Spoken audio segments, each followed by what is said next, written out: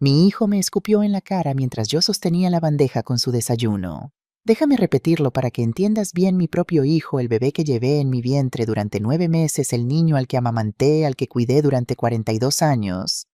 Me escupió en el rostro. «Eres un estorbo, vieja inútil», me dijo, y luego me empujó con tanta fuerza que caí al suelo de la cocina. La bandeja se estrelló contra las baldosas de Talavera, esas mismas baldosas que mi esposo Antonio y yo habíamos elegido con tanto cuidado hace 25 años cuando construimos esta casa con nuestras propias manos.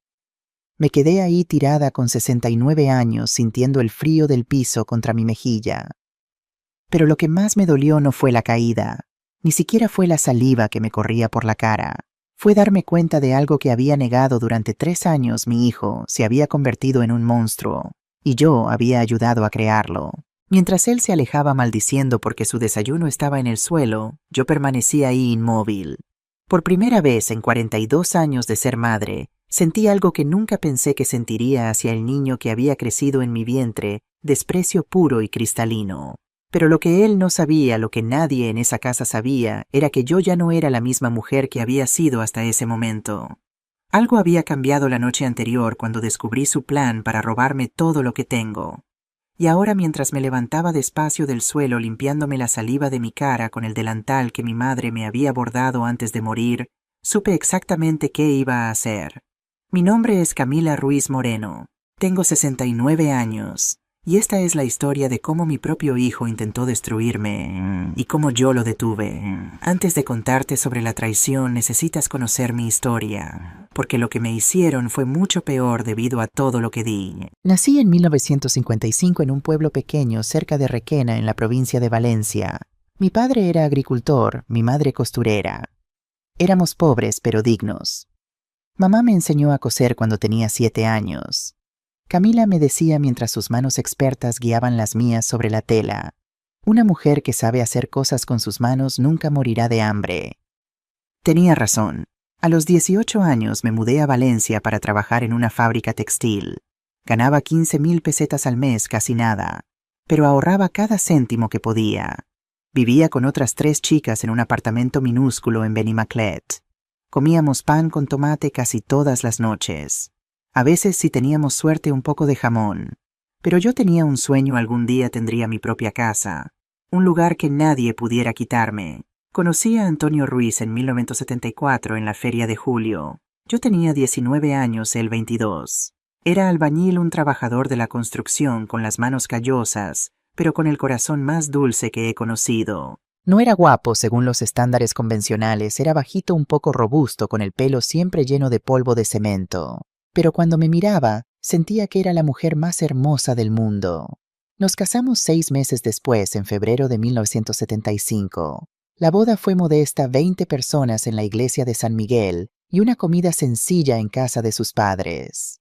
Mi vestido lo hice yo misma, trabajando en él durante las noches después de mi turno en la fábrica. No teníamos dinero para luna de miel. Antonio tuvo que trabajar al día siguiente de la boda.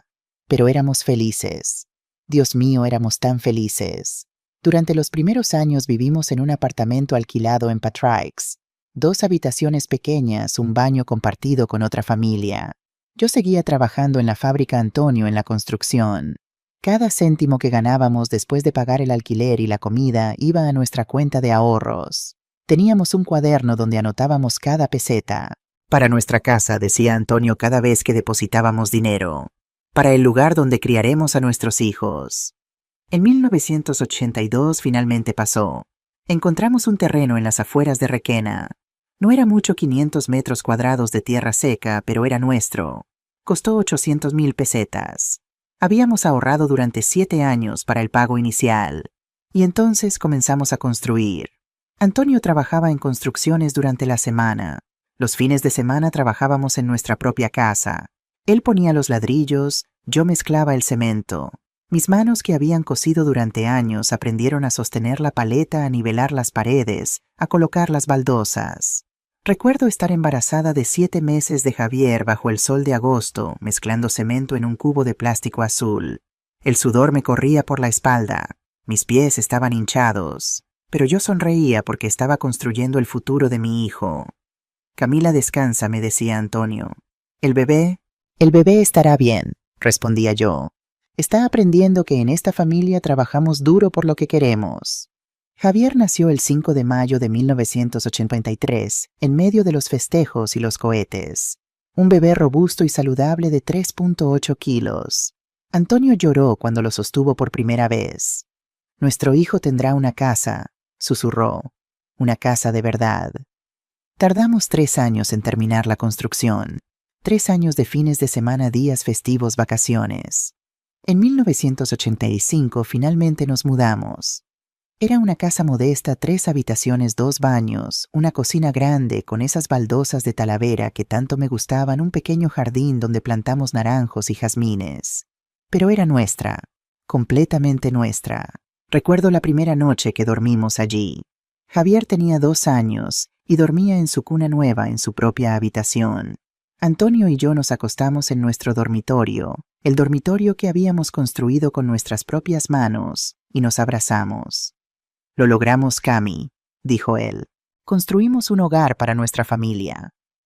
No sabía entonces que esa casa, ese hogar que construimos con tanto amor y sacrificio, se convertiría en el campo de batalla donde perdería a mi hijo. Javier fue un niño brillante desde pequeño. No digo esto como madre orgullosa ciega a los defectos de su hijo. Era objetivamente inteligente. A los 4 años ya leía. A los 6 resolvía problemas matemáticos que sus compañeros no entendían. Sus maestros siempre decían lo mismo: Javier tiene potencial. Con la educación correcta puede llegar lejos. Y yo estaba determinada a darle esa educación. Verás, Antonio y yo nunca tuvimos grandes oportunidades educativas. Yo terminé la secundaria básica, Antonio apenas completó la primaria. Trabajábamos con nuestras manos, con nuestros cuerpos. No había nada de malo en eso, era trabajo honesto, trabajo digno. Pero queríamos más para nuestro hijo. Así que trabajé más. Además de mi trabajo en la fábrica textil, comencé a coser ropa en casa por las noches. Vestidos de novia, trajes de comunión, arreglos de ropa. Me quedaba despierta hasta las 2, 3 de la mañana con los dedos sangrando de tanto coser para ganar dinero extra. Antonio tomó trabajos adicionales. Los domingos, su único día libre, trabajaba en reparaciones para vecinos. Arreglaba techos, pintaba casas, instalaba tuberías. Todo para Javier. Le pagamos clases particulares de inglés con la profesora del pueblo, la señora Martínez, que cobraba 3,000 pesetas por hora.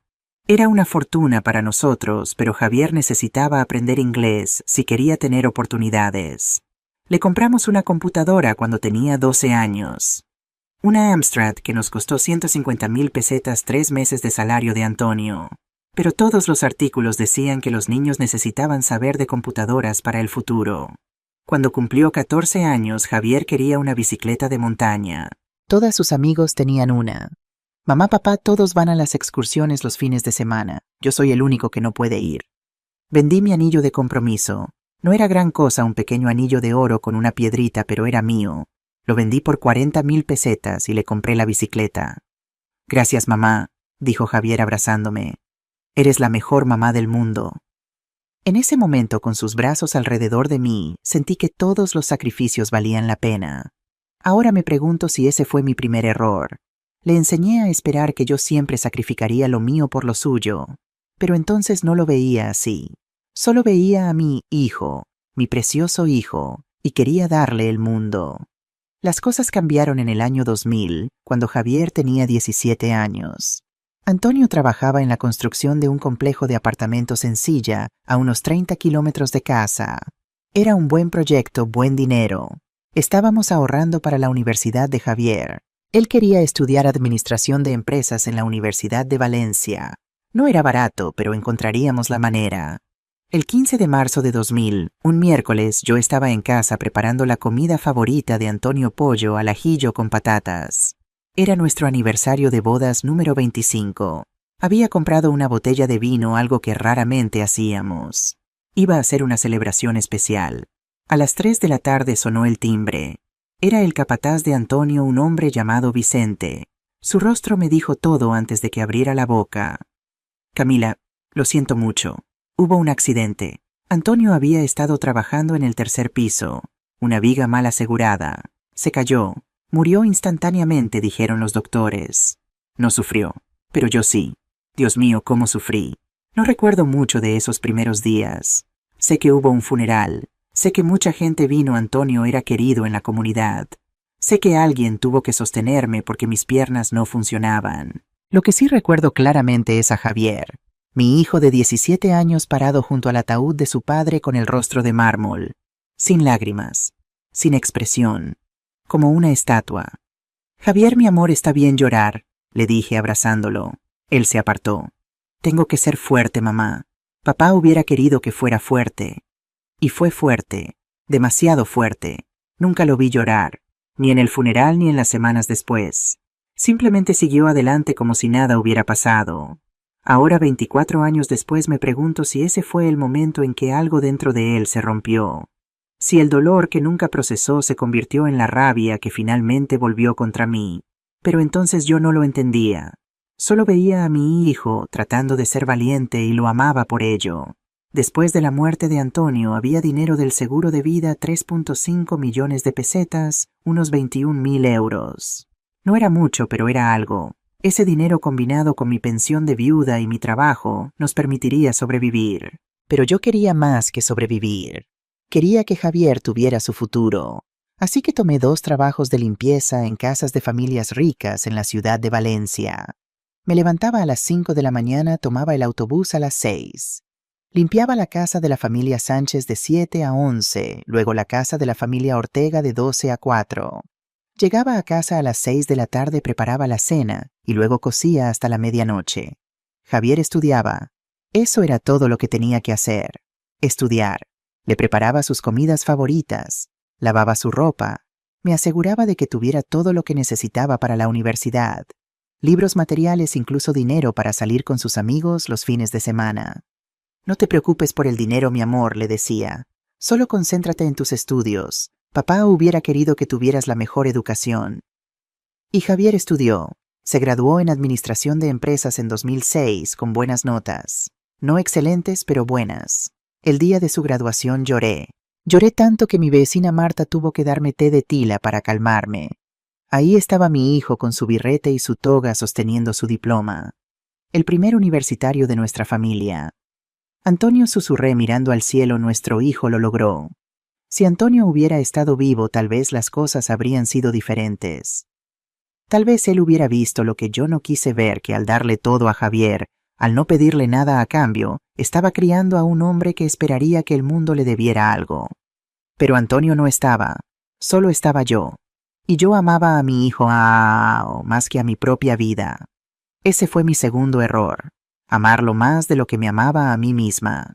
Javier conoció a Rosa Méndez en el verano de 2018. Él tenía 35 años trabajando en una empresa de logística en Valencia. No ganaba mucho, unos 2.000 euros al mes, pero era un trabajo estable. Vivía en un apartamento compartido con 2 compañeros en Ruzafa, pagando 400 euros de alquiler. Yo le daba dinero extra cuando lo necesitaba, por supuesto. Para comida, para ropa, para gasolín, para su coche usado. Solo hasta que consiga un ascenso, mamá, decía siempre. Y yo siempre decía que sí. Rosa apareció un domingo de julio cuando Javier me trajo a casa para conocerme. La recuerdo perfectamente. ¿Cómo podría olvidarla? Llevaba un vestido rojo ajustado, tacones de al menos 10 centímetros, el pelo oscuro perfectamente peinado en ondas que parecían salidas de un salón profesional. Sus uñas, Dios mío, sus uñas eran largas y rojas como garras de sangre. Su maquillaje era perfecto, delineador negro, labios rojos brillantes, pestañas que parecían alas de pájaros exóticos. Olía a perfume caro. Más tarde supe que era Chanel No. 5. 100 euros la botella.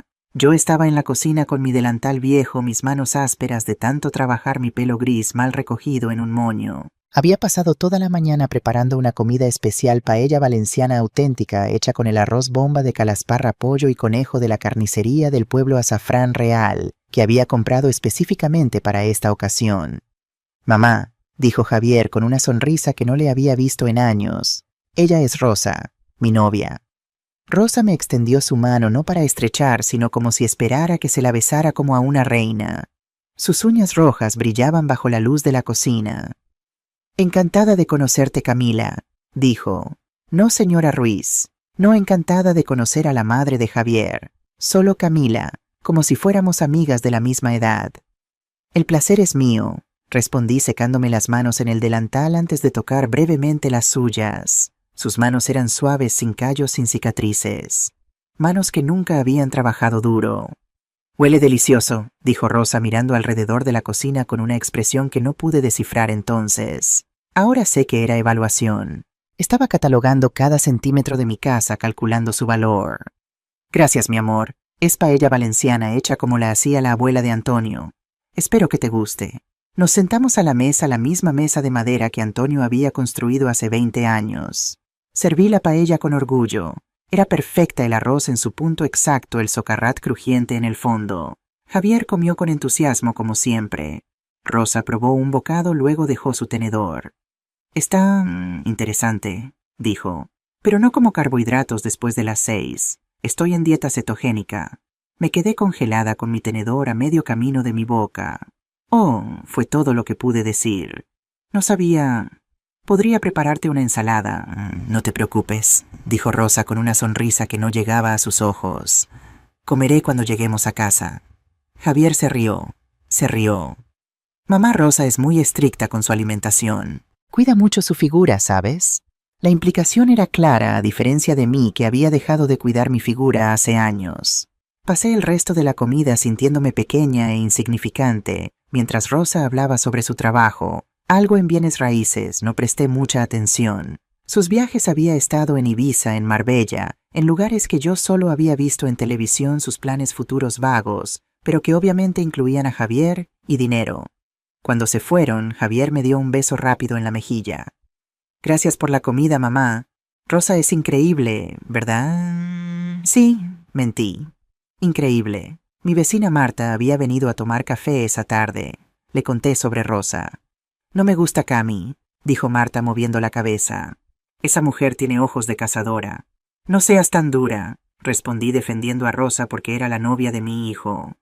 Solo es diferente, de la ciudad, sofisticada. Trabajé en la misma inmobiliaria que ella hace 2 años, dijo Marta en voz baja. En Málaga, antes de que se mudara aquí, hubo problemas. Con dinero, con clientes mayores.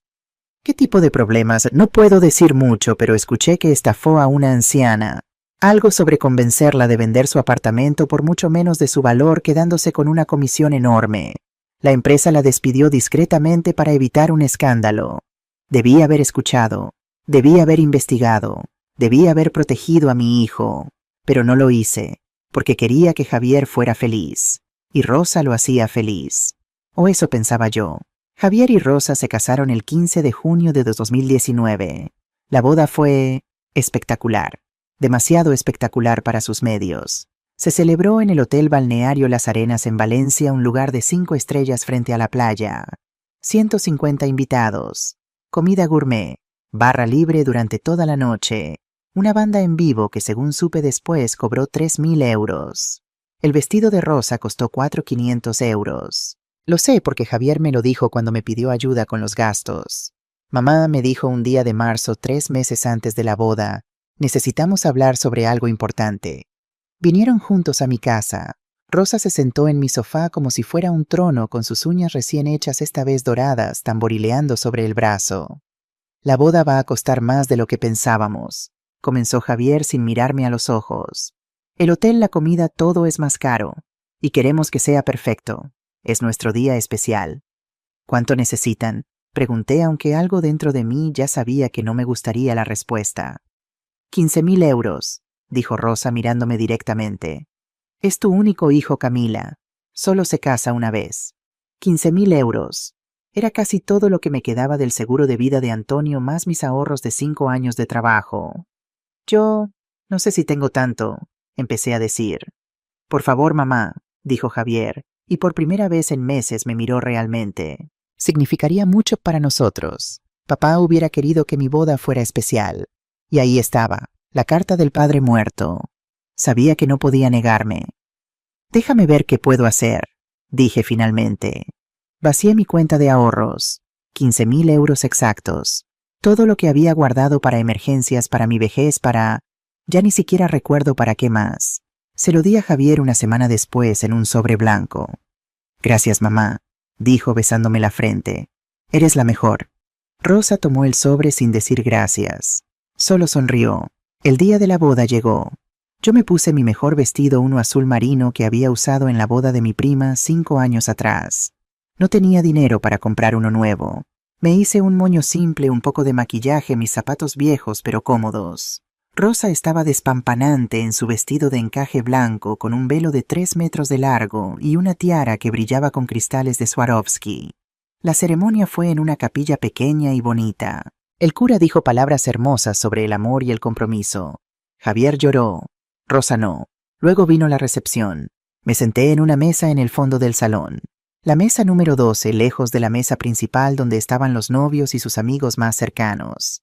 Estaba sentada con gente que no conocía, primos lejanos de Rosa, compañeros de trabajo de Javier, a quienes nunca había visto. En la mesa principal escuché a Rosa presentar a Javier a sus amigos. Este es mi esposo Javier Ruiz. Trabaja en logística, tiene un gran futuro por delante. Nunca mencionó quién había pagado la mitad de esa boda. Nunca me presentó a sus amigos. Cuando subí para darle un abrazo de felicitación, se puso rígida como si mi toque la contaminara. Gracias por venir, Camila, me dijo con una sonrisa falsa. No gracias por todo, mamá. Solo gracias por venir, como si fuera una invitada cualquiera. Esa noche, manejando de vuelta a Requena sola en mi viejo Seat Ibiza, lloré. No lágrimas de alegría por la boda de mi hijo, sino lágrimas de algo que no pude identificar entonces. Ahora sé que era la pérdida. El primer atisbo de comprensión de que había perdido a mi hijo, no a una mujer que lo amara, sino a una que vio en él y en mí una oportunidad. Durante el primer año de su matrimonio, Javier y Rosa vivieron en un apartamento alquilado en Valencia. Un piso pequeño de 2 habitaciones en Benimaclet, cerca del trabajo de Javier. El alquiler era 850 euros al mes. Yo ayudaba, por supuesto. Solo hasta que nos establezcamos, mamá, decía Javier cada vez que le transfería 300 euros, lo cual era cada 2 meses. Luego cada mes, luego cada 2 semanas. Rosa había conseguido un trabajo en una agencia inmobiliaria, pero según ella las comisiones eran impredecibles. Algunos meses son buenos, otros no tanto, decía. Nunca vi evidencia de los meses buenos. En diciembre de 2019 llegó la pandemia. El mundo se cerró. Javier siguió trabajando, logística era esencial, pero con el salario recortado al 70%. Rosa perdió su trabajo completamente cuando la agencia inmobiliaria cerró. En mayo de 2020 vinieron a visitarme. Era un sábado por la tarde. Yo estaba en el jardín podando los naranjos que Antonio había plantado hace 30 años. Mamá, necesitamos hablar, dijo Javier, y su tono me hizo dejar las tijeras de podar inmediatamente. Nos sentamos en la mesa de la cocina. Rosa tenía los brazos cruzados mirando por la ventana. Javier jugaba con sus manos nervioso. No podemos pagar el alquiler, dijo finalmente. Con mi salario recortado y Rosa sin trabajo, es imposible. Nos van a desalojar si no pagamos los 3 meses que debemos. Mi corazón se hundió. ¿Cuánto deben? 2.550 euros, dijo Rosa volviéndose para mirarme. Pero ese no es el punto. El punto es que no podemos seguir tirando dinero en alquiler. Es una pérdida total. ¿Qué proponen? Pregunté, aunque ya sabía la respuesta. Esta casa es demasiado grande para ti sola, dijo Rosa mirándome fijamente. 4 habitaciones, 2 baños. Tú aquí sola. Nosotros pagando 850 euros al mes por un apartamento pequeño. No tiene sentido. ¿Quieren mudarse aquí? Pregunté lentamente. Temporalmente, dijo Javier rápido, demasiado rápido. Solo hasta que nos recuperemos financieramente. 6 meses, tal vez 1 año. Así podemos ahorrar para nuestra propia casa. Y tú no estarías sola. Nos cuidaríamos mutuamente, como una familia. Miré a mi hijo. Vi esperanza en sus ojos, pero también algo más. Desesperación, vergüenza, no estaba segura. Y no estarías sola, añadió Rosa, su voz súbitamente suave, casi cariñosa. A tu edad vivir sola puede ser peligroso. ¿Qué pasa si te caes? Si te enfermas, nosotros estaríamos aquí para cuidarte. A tu edad, como si 65 años fueran 90. Pero la idea de tener a mi hijo cerca de nuevo, de ser parte de su vida diaria, de tal vez ser útil, era tentadora. Está bien, dije finalmente. Pueden quedarse, temporalmente. Rosa sonrió. Javier me abrazó. Gracias, mamá. No te arrepentirás. Pero sí me arrepentí. Dios mío, cómo me arrepentí. Se mudaron una semana después. Llegaron con un camión de mudanza lleno de muebles, muchos más de los que pensé que tendrían en un apartamento pequeño. Cajas y más cajas de ropa, zapatos, decoraciones.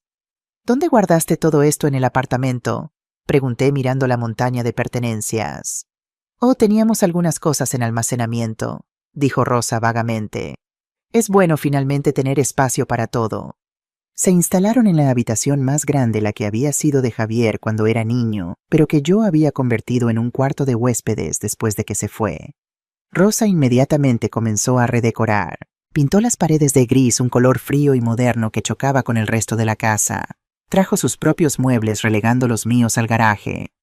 Necesitamos nuestro propio espacio, explicó cuando protesté suavemente. Espero que lo entiendas.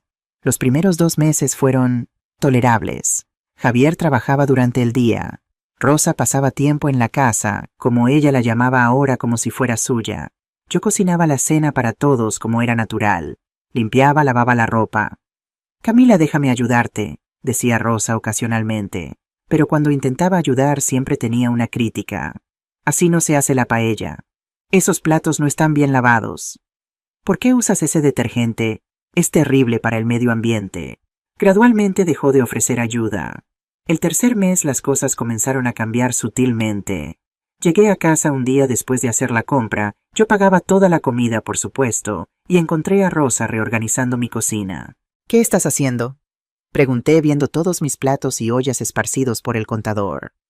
Optimizando el espacio, dijo alegremente. Tu sistema es tan caótico. Los platos buenos deberían estar aquí, las ollas aquí.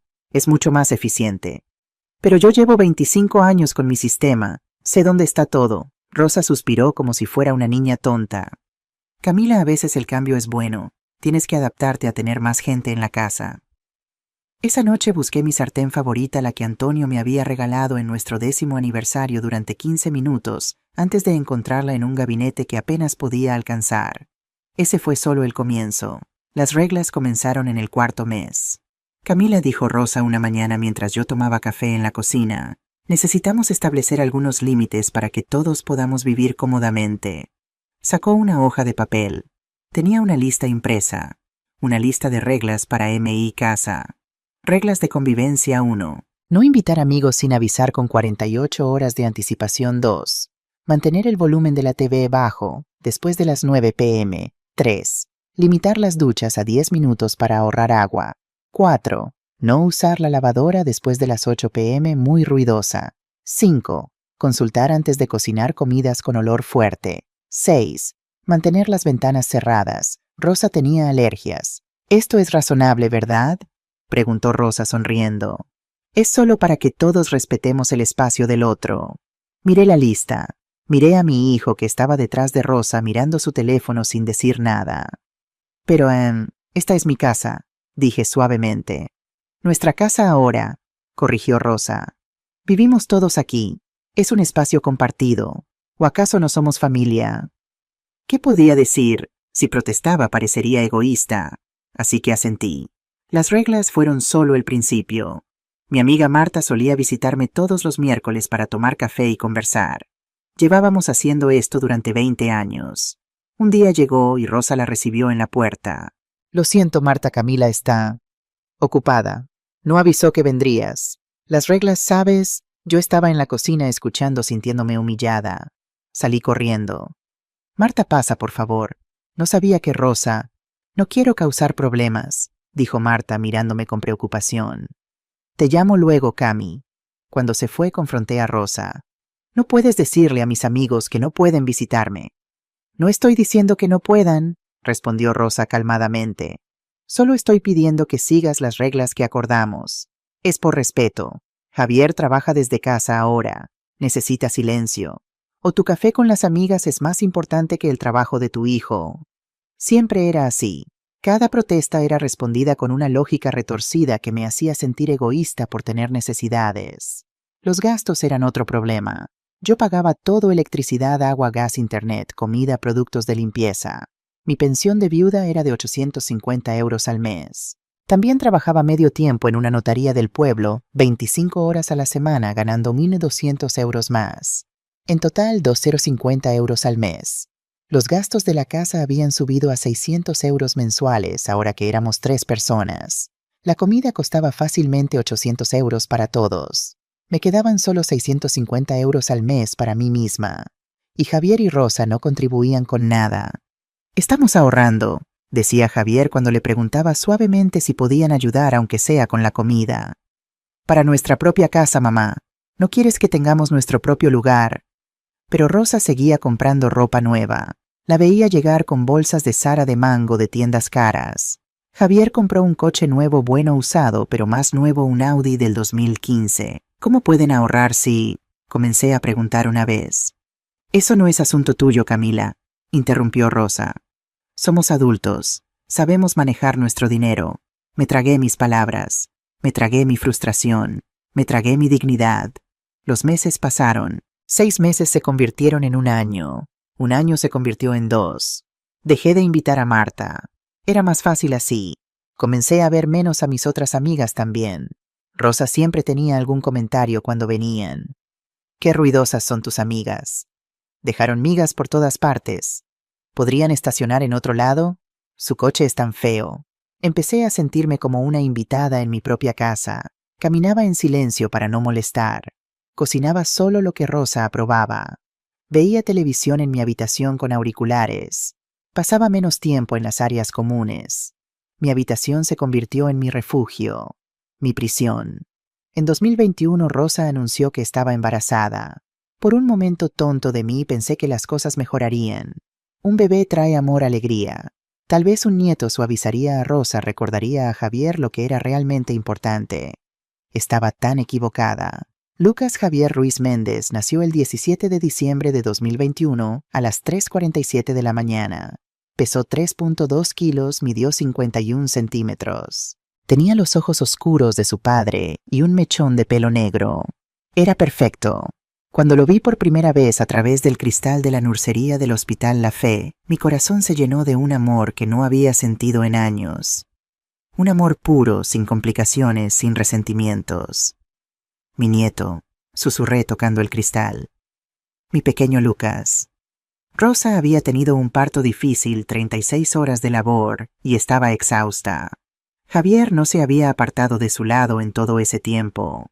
Yo había esperado en la sala de espera tejiendo una manta azul, bebiendo café malo de máquina, rezando. Cuando finalmente trajeron a Lucas a la habitación de Rosa, me permitieron entrar. «¿Quieres cargarlo, mamá?», preguntó Javier, y en su voz escuché un eco del niño dulce que había sido. «¿Puedo Por supuesto que puedes. Eres su abuela». Tomé a Lucas en mis brazos y algo dentro de mí que había estado roto empezó a sanar. Este bebé, este niño inocente, era una nueva oportunidad. Una oportunidad de amar sin límites, de ser necesitada de nuevo, de ser parte de una familia. «Hola, mi amor», le susurré. «Soy tu abuela Camila, y te voy a querer toda mi vida». Esa promesa hecha con todo mi corazón sería más tarde usada en mi contra de las maneras más crueles. Los primeros días después de que Rosa y Lucas salieron del hospital fueron intensos. Rosa estaba agotada y dolorida. El bebé lloraba cada 2 horas, necesitaba alimentación, cambio de pañales, consuelo. Javier tenía que volver al trabajo después de solo 3 días de permiso de paternidad. Así que yo me hice cargo. Me levantaba cuando Lucas lloraba en las noches. Rosa decía que necesitaba dormir para producir leche. Yo calentaba las botellas cuando Rosa bombeaba leche y no quería amamantar. Cambiaba los pañales docenas al día. Lavaba la ropa. La cantidad de ropa que genera un bebé es astronómica. Durante el día, cuando Rosa necesitaba espacio, yo cuidaba a Lucas. Lo mecía, le cantaba canciones de cuna, le leía cuentos aunque fuera demasiado pequeño para entender. Pensé que Rosa estaría agradecida. Pensé que esto nos acercaría. En cambio, empezó a alejarme. «No lo cargues tanto, Camila», decía. «Lo vas a mal acostumbrar. Esa no es la forma correcta de cambiar un pañal. No uses esa ropa para él. Es muy vieja. Compré ropa nueva. No le cantes esas canciones. Son muy anticuadas». Cada interacción con mi nieto se convirtió en una crítica de mi habilidad como cuidadora. Pero lo peor era cuando tenía visitas. Rosa invitaba a sus amigas a conocer al bebé, mujeres elegantes de la ciudad con ropa de diseñador y bebidas de Starbucks en la mano. Yo servía café, ofrecía galletas que había horneado especialmente. «Oh, ¿ella es tu suegra?», preguntaban como si fuera una curiosidad. «Sí», decía Rosa. «Vive aquí con nosotros. Nos ayuda con las cosas de la casa. Nos ayuda, como si fuera una empleada, no la dueña de la casa donde vivían gratis. Cuando las amigas se iban, yo recogía las tazas sucias, limpiaba las migas. Nadie decía gracias». Una tarde, aproximadamente 3 meses después del nacimiento de Lucas, estaba en la cocina preparando puré de calabaza para el bebé. Rosa estaba en su habitación supuestamente descansando, pero la oí hablar por teléfono. No es ideal», decía, «pero es gratis. Y ella hace todo el trabajo sucio. Solo tengo que aguantar sus comentarios anticuados y sus intentos de meterse en la crianza de Lucas». Hubo una pausa mientras la otra persona hablaba. «¿Cuánto tiempo más?» «No sé. Javier dice que necesitamos al menos 2 años más para ahorrar lo suficiente.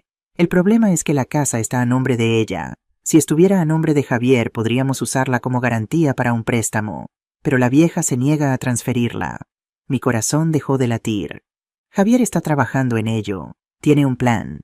Solo necesitamos ser pacientes. Y mientras tanto tenemos una niñera gratis y no pagamos ni alquiler ni servicios. No está mal, ¿verdad? Risas. Dejé caer la cuchara en el fregadero. El ruido metálico fue fuerte. La conversación de Rosa se detuvo abruptamente. «Tengo que irme», dijo rápidamente. Me fui a mi habitación antes de que saliera. Me senté en el borde de mi cama temblando. No había malentendido posible. Rosa había dicho claramente que querían que pusiera la casa a nombre de Javier, que tenían un plan. ¿Qué tipo de plan? Esa noche en la cena observé a Javier y Rosa cuidadosamente. Actuaban normalmente normales para ellos. Rosa se quejó de que la pasta estaba muy blanda. Javier revisó su teléfono durante toda la comida. «Javier», dije finalmente, «necesitamos hablar sobre el futuro». Él levantó la vista. «¿Qué futuro, Pam? ¿Cuándo planean mudarse?» Dijeron 6 meses, tal vez 1 año. Han pasado casi 2 años. Rosa y Javier intercambiaron una mirada. «Mamá», dijo Javier con un suspiro, «sabes que estamos ahorrando, pero con el bebé es difícil. Todo es tan caro. Pañales, fórmula, ropa. Yo compro todo eso», dije suavemente. «Bueno, sí, lo apreciamos», intervino Rosa. «Pero hay otros gastos, y el mercado inmobiliario está loco ahora. No podemos permitirnos nada decente. ¿De verdad quieres que tu nieto viva en un lugar horrible solo porque tienes prisa por recuperar tu espacio?» Ahí estaba otra vez. La culpa, la manipulación, hacerme sentir egoísta por querer mi propia casa de vuelta. «No es eso», empecé. «¿Entonces qué es?», preguntó Javier, su tono volviéndose frío. «¿No nos quieres aquí? ¿No quieres conocer a tu nieto?» «Por supuesto que quiero». «Porque podríamos irnos», dijo Rosa levantándose y tomando a Lucas de su silla. «Encontraríamos algo. No queremos ser una carga. Vamos, Javier». «No, espera», dije odiándome por las palabras pero sin poder detenerlas. «No tienen que irse. Solo estaba preguntando. Nada más». Rosa se detuvo, una ligera sonrisa en sus labios. «Bien, porque Lucas necesita a su abuela, ¿verdad, mi amor?». Me sentí como una tonta manipulada, pero no sabía qué más hacer. Los meses siguientes fueron peores, mucho peores. Septiembre de 2024. Lucas tenía casi 3 años. Yo tenía 69 años y me sentía como si tuviera 90. Mis manos, que habían construido una casa ladrillo por ladrillo, ahora temblaban por la artritis. Mis rodillas crujían cada vez que subía las escaleras. Mi espalda dolía constantemente de tanto limpiar, lavar, cargar a Lucas cuando lloraba en las noches. Pero el dolor físico no era nada comparado con el dolor de vivir como una extraña en mi propia casa. Era un martes por la tarde. Yo estaba en la notaría donde trabajaba organizando documentos de herencia para la señora Dolores Martínez, una cliente de 82 años. «Mi hijo quiere que ponga mi apartamento a su nombre», me decía mientras revisábamos los papeles. «Dice que es para evitar impuestos de herencia. ¿Es buena idea, Camila?». Algo en su pregunta me hizo detenerme. Miré su rostro arrugado, sus ojos preocupados. «Señora Dolores», dije cuidadosamente, «¿por qué su hijo quiere esto ahora?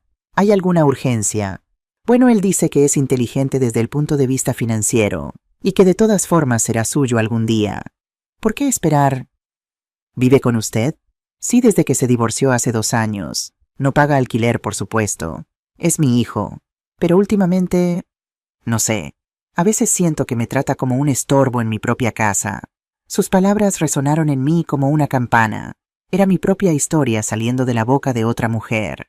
Señora Dolores, dije lentamente, antes de hacer cualquier cosa, puedo sugerirle que hable con un abogado independiente, no el de su hijo, uno propio, solo para asegurarse de que entiende todas las implicaciones. ¿Crees que mi hijo? No terminó la pregunta, pero el miedo en sus ojos lo dijo todo. No estoy diciendo que su hijo tenga malas intenciones, mentí gentilmente. Solo digo que cuando se trata de propiedades y dinero, es inteligente tener asesoramiento profesional, por su propia protección. Ella asintió lentamente. Tienes razón. Es solo que... es mi hijo. Se supone que puedo confiar en él. Se supone, repetí en voz baja. Esa noche no pude dormir. Seguía pensando en la señora Dolores, en sus palabras. Se supone que puedo confiar en él. ¿Cuándo había dejado de confiar en mi propio hijo? Me levanté a las 3 de la mañana, incapaz de seguir dando vueltas en la cama. Bajé a la cocina para hacer té de tila. La casa estaba silenciosa excepto por el tic-tac del reloj de pared que Antonio había comprado en una subasta hace 30 años. Mientras esperaba que el agua hirviera, escuché un ruido. Voces bajas viniendo del estudio, la habitación que Javier había convertido en su oficina. Me acerqué silenciosamente. La puerta estaba entreabierta apenas unos centímetros. La luz de una laptop iluminaba el interior. No puede seguir siendo un problema, decía Rosa. Su voz era tensa, frustrada. Lo sé, respondía Javier. Pero no puedo simplemente obligarla. Necesita firmar voluntariamente. Pues encuentra la manera. Ya llevamos casi 4 años aquí. 4 años, Javier. 4 años sin pagar un euro de alquiler. 4 años usando sus servicios gratis. Y todavía no tenemos acceso a su activo más valioso.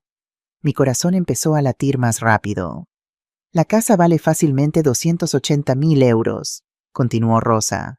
Con eso como garantía podemos sacar un préstamo de al menos 200.000, pagar todas nuestras deudas e invertir el resto. ¿Y qué pasa con mamá? Hubo una pausa. Luego Rosa habló, y su voz era tan fría que me dio escalofríos. ¿Qué pasa con ella? La casa seguirá a su nombre legalmente. Solo estaremos usando su valor como garantía. Ella ni siquiera tiene que saberlo si hacemos las cosas bien. Y para cuando se entere, bueno, será demasiado tarde. No sé, Rosa. Es mi madre. Tu madre que te ha estado controlando toda tu vida, dijo Rosa con veneno. Tu madre que te hace sentir culpable por cada cosa. Tu madre que llora y se hace la víctima cada vez que queremos hacer algo sin su permiso. ¿De verdad quieres seguir siendo su niñito a los 42 años? Silencio. Piénsalo, Javier. Con 200.000 euros podemos empezar de nuevo. Podemos pagar mis deudas de las tarjetas de crédito, tus préstamos, el coche, todo. Y todavía nos quedará suficiente para invertir, tal vez abrir un negocio. Podemos ser independientes finalmente. Y si no puede pagar el préstamo, si el banco viene por la casa, ese es su problema, no nuestro. Debió haber pensado en eso antes de ser tan egoísta con su propiedad. Además, para entonces ya tendremos nuestro dinero. Podemos irnos, empezar en otra ciudad, en Barcelona tal vez, lejos de aquí, lejos de ella. Mi mano voló a mi boca para sofocar un grito. Dame 2 semanas, dijo Javier finalmente, y mi corazón se rompió con sus palabras. Encontraré la manera de que firme los papeles. Bien, porque si no, Javier, lo haré yo misma, y no te gustará cómo lo haga. Retrocedí silenciosamente de vuelta a la cocina. El agua había hervido y se había enfriado. Mis manos temblaban tan fuerte que apenas pude sostener la tetera. Mi hijo, mi precioso hijo, al que había dado todo, estaba planeando robarme. No solo mi casa, sino mi futuro, mi seguridad, todo lo que me quedaba de Antonio. Y Rosa no era solo una nuera difícil, era una estafadora, una criminal que había encontrado en mi hijo a su cómplice perfecto. Me senté en la mesa de la cocina mientras el amanecer comenzaba a iluminar el cielo. Y por primera vez en 4 años vi todo con claridad. No podía seguir así. No podía permitir que me destruyeran. Necesitaba ayuda profesional. y sabía exactamente a quién llamar. Fernando Alcázar había sido amigo de Antonio desde la infancia. Crecieron juntos en Requena, jugaron al fútbol juntos, fueron juntos al servicio militar. Mientras Antonio se convirtió en albañil, Fernando estudió Derecho, se mudó a Valencia, abrió su propio bufete especializado en Derecho de Familia y Protección de Personas Mayores. Había venido al funeral de Antonio, había llorado conmigo, había ofrecido ayuda si alguna vez la necesitaba. Camila, Antonio era como un hermano para mí, me había dicho ese día terrible. Si alguna vez necesitas algo, lo que sea, solo tienes que llamar. 24 años después, finalmente hice esa llamada. Fernando Alcázar, abogado, contestó una voz profesional. Fernando, soy Camila, Camila Ruiz, la viuda de Antonio. Hubo una pausa, luego su voz se suavizó. Camila, Dios mío, ¿cuántos años han pasado? ¿Cómo estás? Necesito ayuda, dije y mi voz se quebró. Necesito ayuda legal, y no sé en quién más confiar. Dime cuándo puedes venir. Mañana mismo si quieres. Mañana a las 10 no puedo hacerlo más tarde. Tengo que decirle a mi hijo que voy al médico. Hubo otra pausa. Camila, ¿estás bien? ¿Estás segura? No, dije honestamente. No estoy bien, pero voy a estarlo. Mañana te cuento todo. El miércoles a las 9 de la mañana le dije a Rosa que tenía cita con el médico para mi artritis. Ni siquiera levantó la vista de su teléfono. Bien, no tardes. Lucas tiene cita con el pediatra a las 3 y necesito que te quedes con él mientras voy. ¿No estás bien? ¿No quieres que te acompañe? Solo la expectativa de que estaría disponible para cuidar a su hijo. Tomé el autobús a Valencia. El viaje duró casi 1 hora. Durante todo el camino ensayé lo que diría. ¿Por dónde empezar? ¿Con la boda? ¿Con la mudanza? ¿Con la conversación que escuché? La oficina de Fernando estaba en el centro de Valencia, en un edificio elegante cerca del ayuntamiento. Subí en ascensor al 3er piso, mis manos sudando a pesar del aire acondicionado. La recepcionista me saludó con una sonrisa. La señora Ruiz, el señor Alcázar la está esperando. Fernando salió a recibirme personalmente. Tenía 58 años ahora, con el pelo completamente gris, pero los mismos ojos amables que recordaba de la juventud. Me abrazó como a una vieja amiga. Camila, pasa por favor. ¿Quieres café, agua? Agua, gracias. Su oficina era acogedora, estantes llenos de libros legales, fotografías de su familia, diplomas en las paredes. Me senté en una silla de cuero frente a su escritorio. Cuéntame todo, dijo simplemente. Y tómate todo el tiempo que necesites. Así que hablé.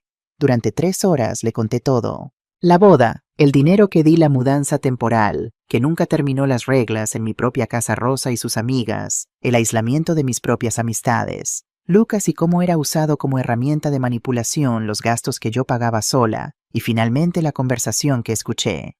Fernando tomaba notas cuidadosamente. De vez en cuando hacía preguntas. ¿Tienes evidencia de los gastos que pagas? Sí, todas las facturas están a mi nombre. Guardo todos los recibos. ¿Alguna vez te han amenazado físicamente? Dudé. No exactamente, pero a veces siento miedo. Rosa tiene un temperamento. Y Javier ya no es el hijo dulce que era. Hay rabia en él. La veo en sus ojos cuando lo contradigo. ¿Te ha puesto la mano encima alguna vez? No, todavía no, pero tengo miedo de que pueda pasar. Fernando dejó su pluma y me miró directamente. Camila, lo que me estás describiendo es abuso de persona mayor. Es un delito bajo el artículo 173.2 del Código Penal Español. Abuso psicológico, explotación financiera, aislamiento social. Todo lo que me has contado constituye maltrato. Pero es mi hijo, susurré. Mi propio hijo. Y eso lo hace aún peor, dijo Fernando gentilmente, porque te traicionó la persona que más debía protegerte. Camila, tienes derechos. Esta es tu casa. Puedes desalojarlos con 30 días de notificación. Puedes, si quieres, presentar cargos por explotación financiera. No quiero meter a mi hijo en la cárcel, dije rápidamente. Entiendo, pero necesitas protegerte. Déjame investigar un poco. Quiero saber más sobre esta Rosa. Si realmente están planeando usar tu casa como garantía fraudulentamente, necesitamos evidencia. Y necesitamos actuar antes de que lo hagan. ¿Qué sugieres? Dame 1 semana. Voy a contratar a una investigadora privada, a alguien de confianza. Vamos a averiguar exactamente con quién está viviendo tu hijo. Y mientras tanto, tú no firmes nada. ¿Me entiendes? Nada. No importa cuánto te presionen, cuánto lloren, cuántas promesas hagan, no firmes absolutamente nada. Y si me obligan, ¿tienes teléfono móvil con cámara? Sí, uno básico. Si alguna vez te amenazan, si alguna vez te sientes en peligro, grábalo. Y llámame inmediatamente. Tengo contactos en la Guardia Civil. Pueden estar ahí en minutos si es necesario. Me dio su tarjeta personal con su número de móvil escrito a mano en el reverso. Este es mi número privado. Llámame cualquier hora, día o noche. Hablo en serio, Camila. 3 de la mañana no me importa. Si me necesitas, llámame. Salí de su oficina sintiéndome extraña. No aliviada exactamente, pero tal vez empoderada. Por primera vez en 4 años, alguien me había escuchado sin juzgarme, sin decirme que estaba exagerando, sin sugerir que debía ser más comprensiva con mi familia. Alguien había validado mi dolor, mi miedo, mi situación, y alguien iba a ayudarme a pelear. Fernando trabajó rápido. Al día siguiente me llamó.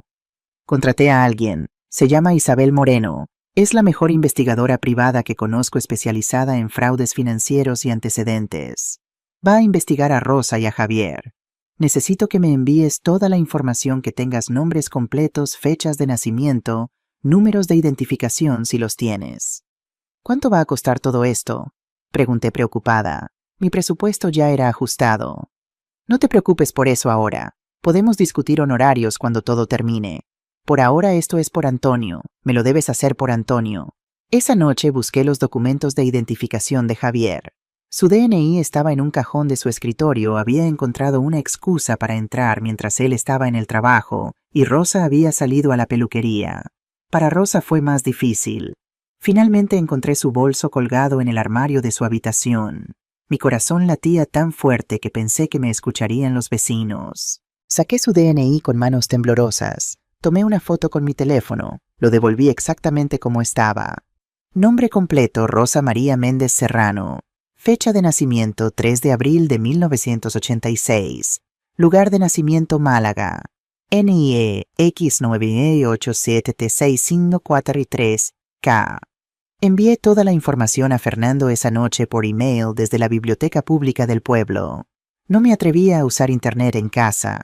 La espera fue agónica. 5 días pasaron sin noticias. Durante esos 5 días todo continuó como siempre.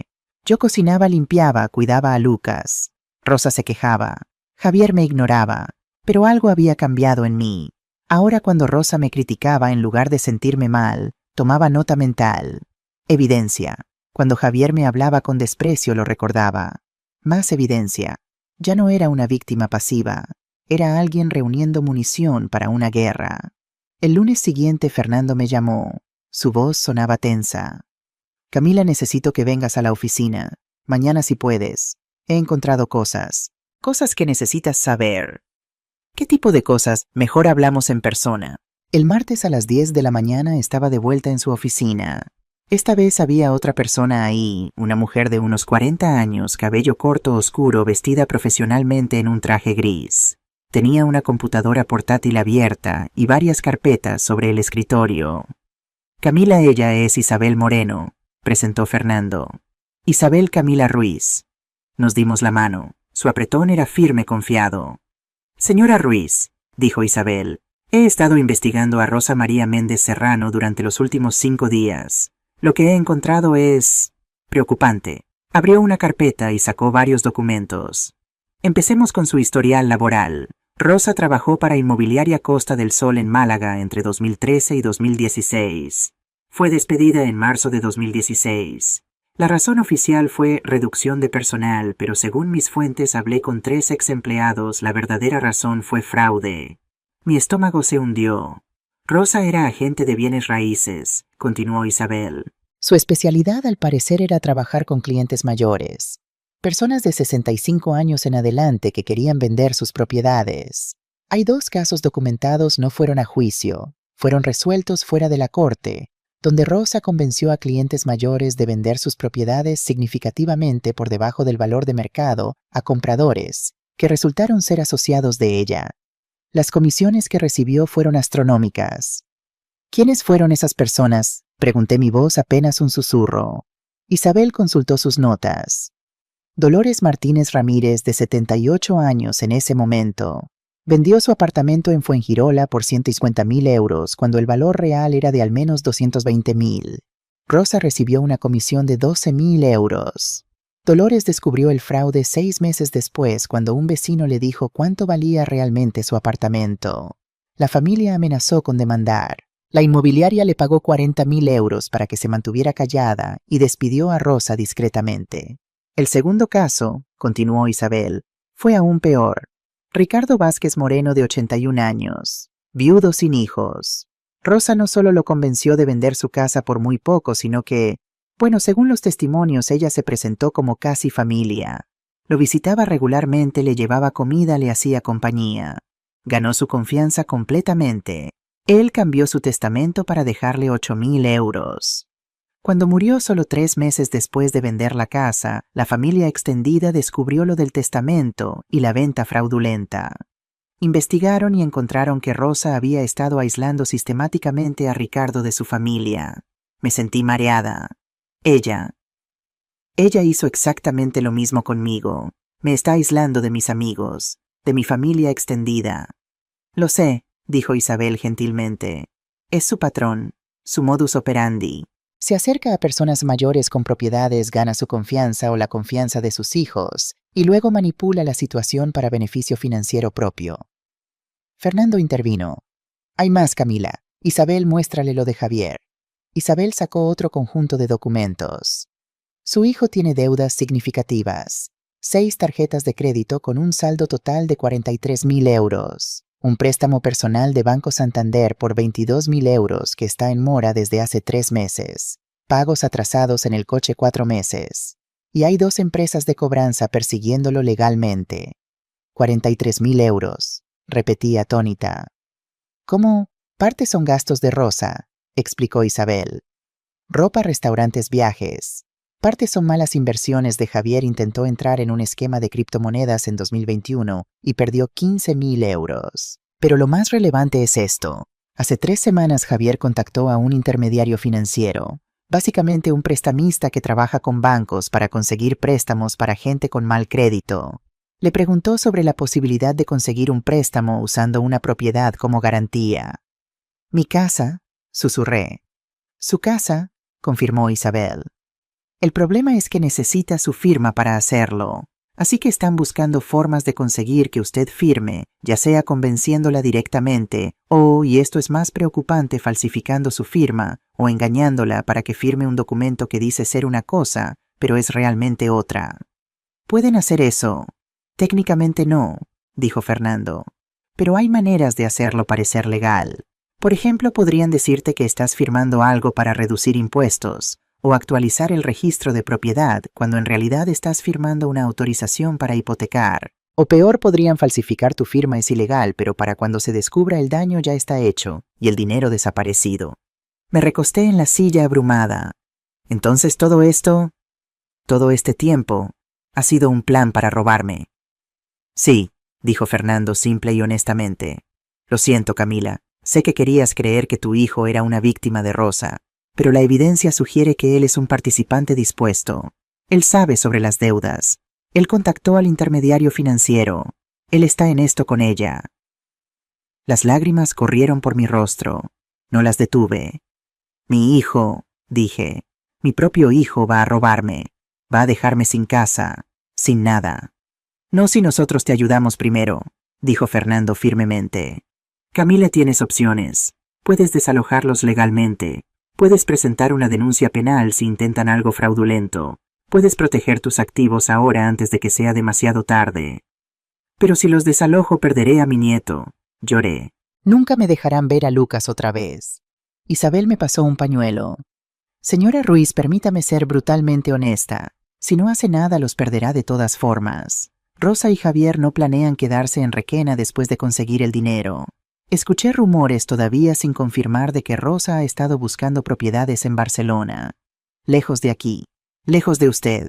El plan es conseguir el préstamo, tomar el dinero y desaparecer. Y cuando el banco venga a cobrar y usted no pueda pagar, perderá su casa. Terminará literalmente en la calle. ¿Cree que entonces le dejarán ver a Lucas?» Su dureza fue como una bofetada, pero necesitaba escucharla. «¿Qué debo hacer?», pregunté finalmente. Fernando se inclinó hacia adelante. Primero protegemos la propiedad. Vamos a poner una nota en el registro de la propiedad indicando que cualquier transacción requiere verificación adicional contigo personalmente. Eso hará mucho más difícil que falsifiquen algo. Segundo, empezamos el proceso de desalojo, con 30 días de notificación como requiere la ley. Tercero, si hay cualquier amenaza o intento de coerción, lo documentamos todo y consideramos una orden de restricción. Pero antes de hacer nada, añadió Isabel, hay algo más que debes saber. Sacó otro documento. Este parecía una fotocopia de un extracto bancario. ¿Sabes algo sobre una cuenta en la Cooperativa de Construcción Valenciana a nombre de Antonio Ruiz Moreno? Parpadeé. No, Antonio trabajaba en construcción, pero nunca mencionó una cooperativa. Es porque probablemente no sabía del fondo él mismo, explicó Isabel. En los años 80 y 90, muchas empresas de construcción tenían fondos de pensiones para sus trabajadores, aportaciones obligatorias como un seguro. Cuando Antonio murió en 2000, esas aportaciones quedaron congeladas en una cuenta. La cooperativa intentó contactarte. Hay registros de 3 cartas enviadas en 2006, pero todas fueron a tu dirección antigua en Patraix. Nunca las recibiste porque ya te habías mudado a Requena. Mi corazón empezó a latir más rápido. ¿Cuánto dinero hay en esa cuenta? Isabel sonrió. Era la primera vez que la veía sonreír. Con intereses acumulados durante 24 años, 87.000 euros. El mundo se detuvo. ¿Qué, Tom? Apenas pude formar la palabra. 87.000 euros, repitió Fernando. Legalmente tuyos. Antonio trabajó para empresas afiliadas a la cooperativa durante 23 años. Cada año le descontaban un pequeño porcentaje para este fondo. Cuando murió, esos fondos más los intereses pasaron a ser tuyos como viuda. Simplemente nunca lo reclamaste porque nunca supiste que existían. 87.000 euros, repetí como tonta. Era más dinero del que había visto en mi vida.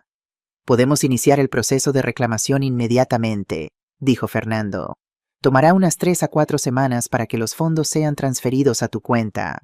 Pero Camila, esto cambia todo. Esto significa que eres independiente. No necesitas a Javier, no necesitas a Rosa. Puedes vivir cómodamente por años con ese dinero más tu pensión. Empecé a llorar de nuevo, pero esta vez eran lágrimas diferentes. No de dolor, sino de... ¿Alivio? ¿Esperanza, Antonio? Susurré mirando hacia arriba. Mi amor, todavía me estás cuidando. Los siguientes días fueron los más extraños de mi vida. Por fuera todo continuaba igual. Yo limpiaba, cocinaba, cuidaba a Lucas. Rosa se quejaba. Javier me ignoraba.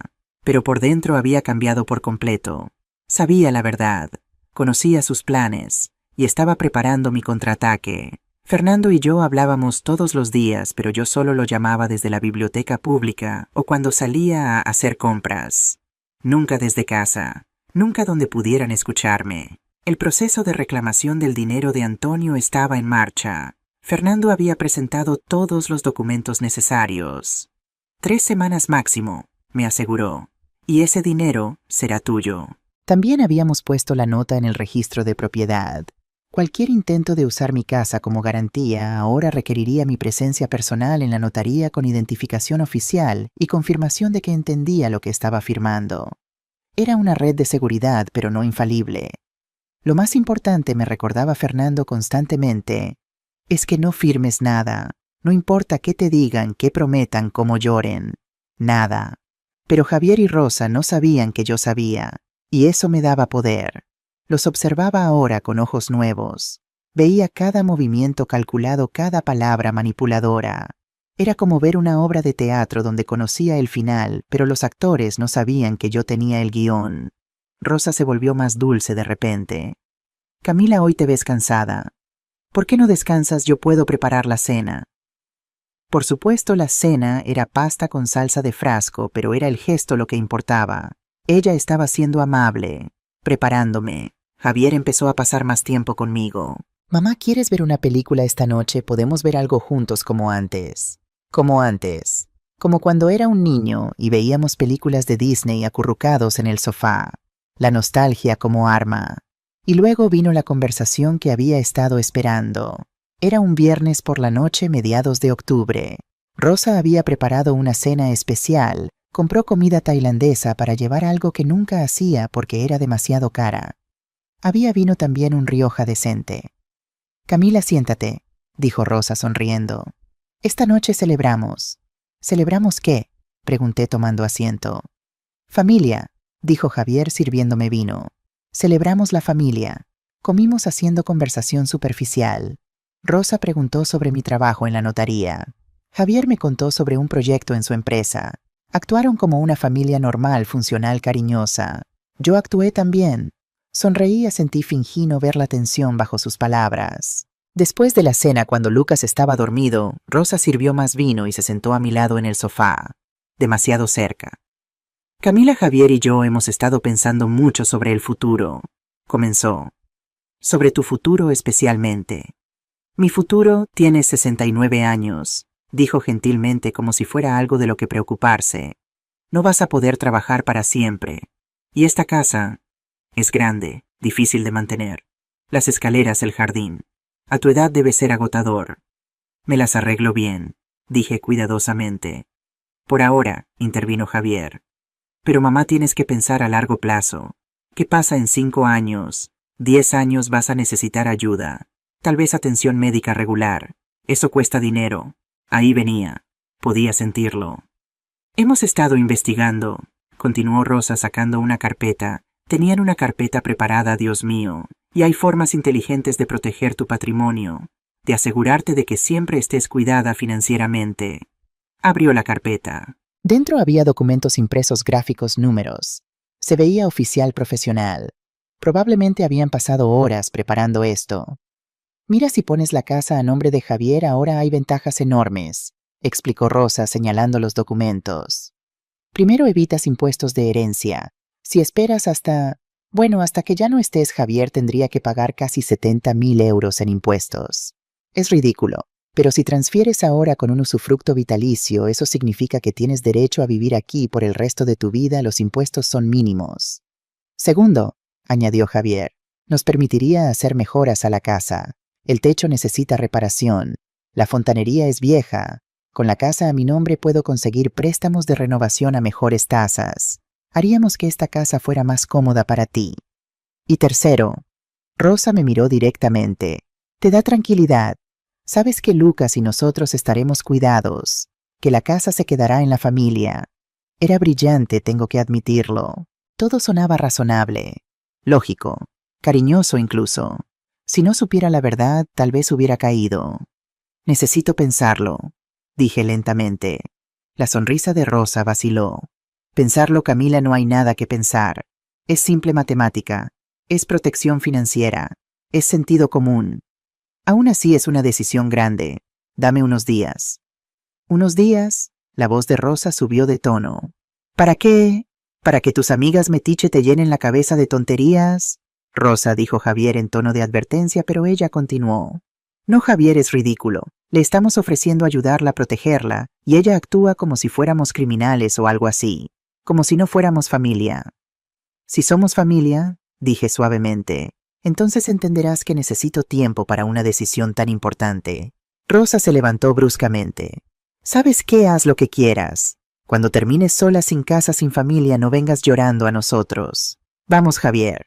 Javier me miró y por un momento, solo un momento, vi algo en sus ojos. Culpa, vergüenza, pero pasó rápido. Piénsalo, mamá, dijo. Por favor, es realmente la mejor opción para todos. Se fueron a su habitación cerrando la puerta con más fuerza de la necesaria. Me quedé sentada en la sala mirando la carpeta que habían dejado sobre la mesa de café. La abrí. Los documentos parecían legales, profesionales. Pero escondida en la página 3 en letra pequeña, estaba la verdad. El propietario registrado tendrá derecho a hipotecar o vender la propiedad con el consentimiento del usufructuario o en caso de emergencia financiera demostrable. Emergencia financiera demostrable. Con 65.000 euros en deudas, Javier fácilmente podría argumentar una emergencia. Y entonces mi casa desaparecería. Tomé una foto de cada página con mi teléfono. Evidencia. Luego fui a mi habitación, cerré la puerta con llave y llamé a Fernando. Lo intentaron, le dije. Exactamente como dijiste que lo harían.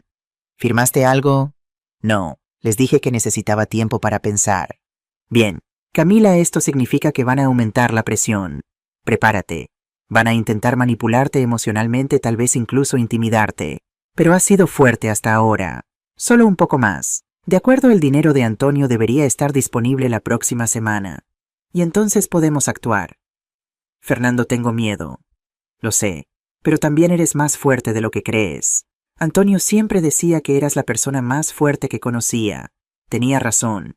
Esa noche, acostada en mi cama mirando el techo, pensé en Antonio, en cómo habíamos construido esta casa juntos, en cómo habíamos planeado envejecer aquí y ver a nuestros nietos jugar en el jardín. Antonio, susurré en la oscuridad, voy a pelear, voy a salvar nuestra casa, te lo prometo. Y entonces por primera vez en 4 a los días siguientes fueron tensos. Rosa apenas me hablaba excepto para criticar. La comida está fría. Lucas necesita un baño. ¿Por qué no has limpiado el baño? Javier alternaba entre ignorarme completamente e intentar conversaciones forzadas. Mamá, ¿has pensado más sobre lo que discutimos? Mamá, el abogado que consultamos dice que realmente es lo mejor. Mamá, ¿por qué eres tan terca? Yo mantenía la calma. Todavía lo estoy pensando, pero por dentro estaba reuniendo evidencia. Tomaba fotos de las facturas que pagaba. Grababa audio de las conversaciones cuando Rosa me hablaba despectivamente. Documentaba cada día en un cuaderno escondido en mi habitación. Fernando me había dado instrucciones claras. Necesitamos establecer un patrón de abuso. Cuanta más evidencia tengas, más fuerte será tu caso si ellos intentan luchar contra el desalojo. El martes de la siguiente semana, Fernando me llamó. Camila, el dinero está listo. 87.000 euros han sido transferidos a la cuenta nueva que abrimos a tu nombre.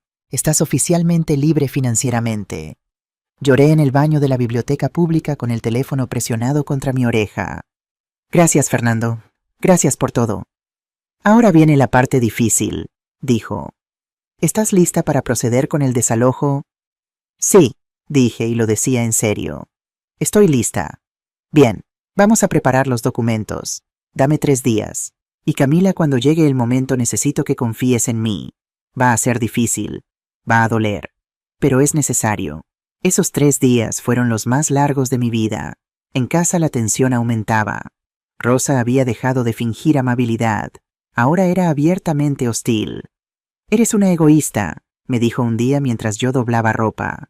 Una vieja egoísta que prefiere morir sola que ayudar a su propia familia. Esta es mi casa, respondí tranquilamente. La construí con mi esposo. Tengo derecho a tomar decisiones sobre ella. ¿Tu casa? Se rió. ¿De verdad crees que puedes mantener esta casa por tu cuenta? Sin nosotros estarías completamente sola. Nadie vendría a visitarte. Morirías aquí y nadie se daría cuenta por días. Sus palabras eran crueles, diseñadas para herirme. Y lo hicieron, pero ya no me rompían. Tal vez, dije, pero al menos moriría con dignidad, en mi propia casa, no como una extraña en mi propio hogar. Rosa me miró con odio puro. Vas a arrepentirte de esto.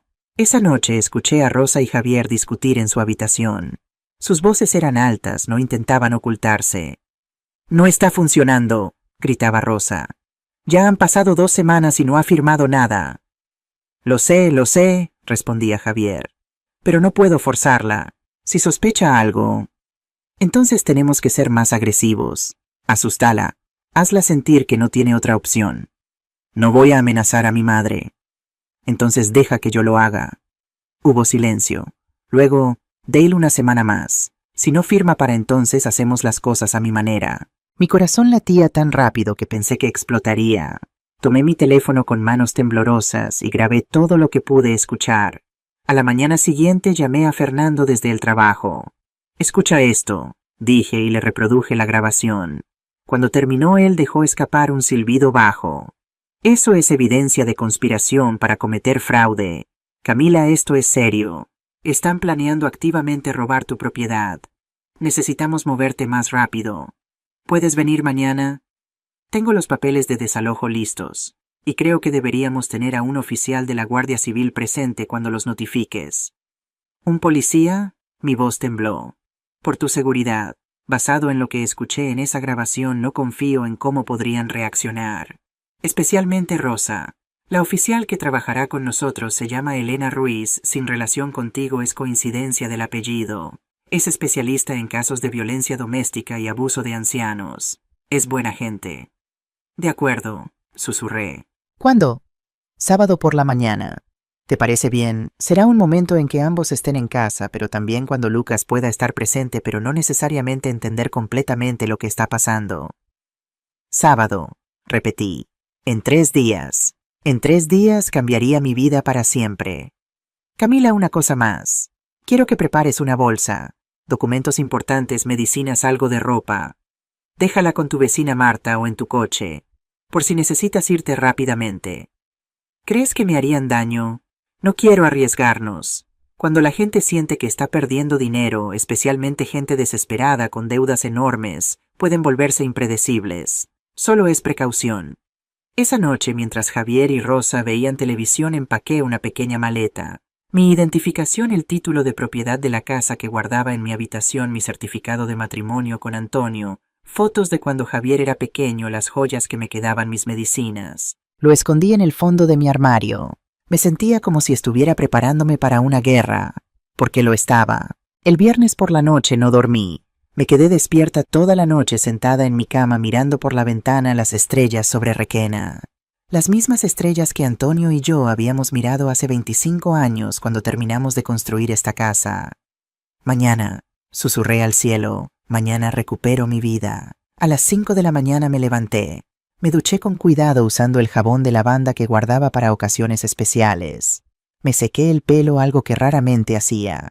Me maquillé ligeramente, un poco de base para cubrir las ojeras, rímel, lápiz labial rosa pálido.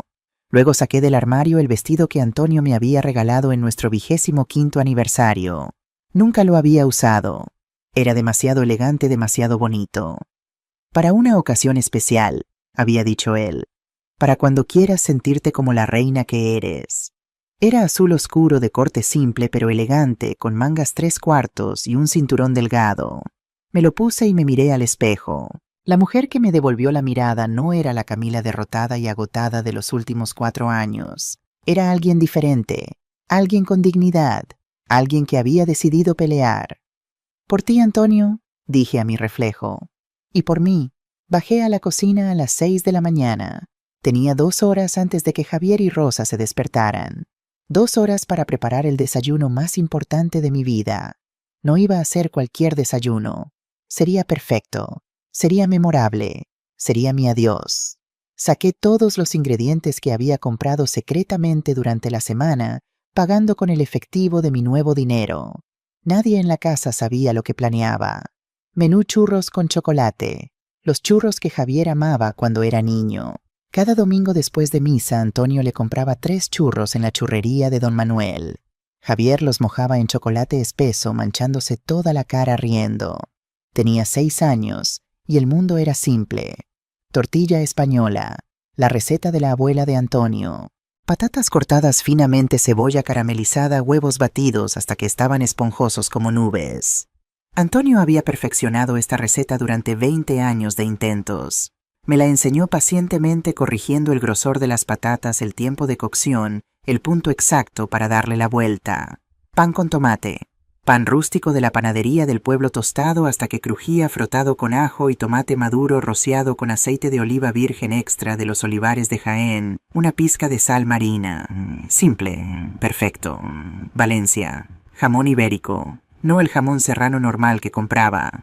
No, esta vez jamón ibérico de bellota de Guijuelo. 120 euros el kilo. Un lujo que nunca nos habíamos permitido. Pero hoy era necesario. Zumo de naranja, naranjas valencianas recién exprimidas.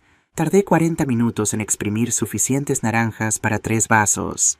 Mis manos dolían, pero cada gota era oro líquido. Café con leche, café de Colombia molido fresco. Leche entera calentada exactamente a 65 grados. Ni muy caliente para quemar, ni muy fría para enfriarse rápido. Y en el centro de la mesa flores. Jazmines del jardín, los que Antonio había plantado cuando nació Javier. Para que nuestra casa siempre huela dulce, había dicho. Mientras cocinaba, los recuerdos venían como olas. Javier con 3 años parándose en una silla en esta misma cocina, ayudándome a hacer tortilla. Más estorbo que ayuda, pero tan adorable con su delantal pequeño y sus manos llenas de huevo. Javier con 12 años llegando a casa de la escuela gritando «Mamá, saqué un 10 en matemáticas», y yo lo levantaba y lo hacía girar aunque ya era casi tan alto como yo. Javier con 18 años el día del funeral de Antonio de pie junto a mí en esta cocina diciendo «No te preocupes, mamá, yo te cuidaré ahora». ¿Cuándo había cambiado? ¿Cuándo el niño dulce se convirtió en el hombre que planeaba robarme? Tal vez siempre estuvo ahí. Tal vez yo simplemente no quise verlo. A las 8 de la mañana todo estaba listo. La mesa estaba puesta con el mantel de lino blanco que había sido de mi madre, las vajillas de porcelana del ajuar de boda, los cubiertos de plata que había pulido hasta que brillaban. Los churros estaban calientes, la tortilla perfecta, el jamón cortado en lonchas delgadas como papel. Era una mesa de celebración. O de funeral. A las 8:30 escuché pasos arriba. Javier bajó primero en pantalones de pijama y camiseta. «Mamá, ¿qué?» Se detuvo en seco al ver la mesa. «¿Qué es todo esto, Anne? Un desayuno especial», dije con una sonrisa. «Siéntate. Rosa también. Llámala». Él me miró con sospecha, pero subió a llamar a Rosa. Escuché sus voces murmuradas, luego ambos bajaron. Rosa llevaba una bata de seda cara, su pelo despeinado artísticamente. Incluso recién despierta su maquillaje era perfecto. «Camila, ¿qué está pasando?», preguntó Rosa con desconfianza. «¿Por qué toda esta producción? Es sábado», dije alegremente. «Familia, pensé que sería bonito desayunar juntos, como una familia de verdad. Siéntense, por favor». Se miraron entre ellos, pero se sentaron. Serví café zumo, empecé a pasar los platos. Javier probó un churro. Cerró los ojos. «Dios, esto sabe exactamente como cuando era niño». «Esa era la idea», dije suavemente. Rosa picoteó el jamón. Incluso ella no pudo evitar un sonido de aprecio. «Esto es jamón ibérico de verdad. ¿Cuánto costó esto?» «No importa», respondí. «Hoy es un día especial». Comieron. Durante 15 minutos hubo solo el sonido de tenedores contra platos, tazas contra platillos. Lucas todavía dormía arriba. Era mejor así. A las 9 en punto exactamente sonó el timbre. Javier levantó la vista. «¿Quién puede ser a esta hora?» «Debe ser para mí», dije levantándome con calma que no sentía. Mi corazón latía tan fuerte que estaba segura de que podían escucharlo. Abrí la puerta. Fernando Alcázar estaba ahí vestido con traje oscuro, portafolio en mano. A su lado estaba una mujer uniformada, oficial Elena Ruiz de la Guardia Civil, con su uniforme verde impecable. Y detrás de ellos, Isabel Moreno con su laptop. «Buenos días, señora Ruiz», dijo Fernando en voz alta, clara, profesional. «¿Está lista?» «Sí», dije, y mi voz sonó más fuerte de lo que esperaba. «Estoy lista. Pasen, por favor». Entraron. Javier y Rosa se habían levantado de la mesa, sus rostros pálidos. «¿Qué demonios?», empezó Javier. Fernando se adelantó extendiendo su mano. «Buenos días, soy Fernando Alcázar, abogado de la señora Camila Ruiz Moreno. Esta es la oficial Elena Ruiz de la Guardia Civil, y ella es Isabel Moreno, investigadora privada. Estamos aquí para entregar una notificación legal». «¿Notificación legal?», Rosa había encontrado su voz. «¿De qué diablos están hablando?». Me moví para pararme junto a Fernando. Mis piernas temblaban, pero me mantuve de pie. «Javier», Rosa dije, y mi voz solo tembló un poco. «Los he pedido venir aquí esta mañana porque necesito decirles algo importante. Y quería hacerlo cara a cara porque a pesar de todo Javier sigue siendo mi hijo. Y le debo esa cortesía». «Mamá, ¿qué está pasando?», preguntó Javier, y por primera vez en años vi miedo real en sus ojos. Fernando abrió su portafolio y sacó un sobre grande. «Señor Javier Ruiz Valdés y señora Rosa María Méndez Serrano, por la presente se les notifica que tienen 30 días para desalojar esta propiedad ubicada en calle de los Naranjos 47, Requena, Valencia. Esta propiedad está registrada únicamente a nombre de Camila Ruiz Moreno. Ustedes han estado residiendo aquí como invitados sin pagar alquiler ni contribuir a los gastos del hogar. La propietaria ejerce su derecho legal de terminar esta situación». El silencio fue absoluto. Se podía escuchar el tic-tac del reloj de Antonio en la pared. Entonces Javier explotó. «¿Qué, estás loca? ¿No puedes echarnos? Soy tu hijo». «Precisamente por eso te doy 30 días», dije, y mi voz era más tranquila de lo que sentía. «Porque eres mi hijo. Legalmente podría hacerlo en 24 horas. pero te doy un mes para que encuentres algo.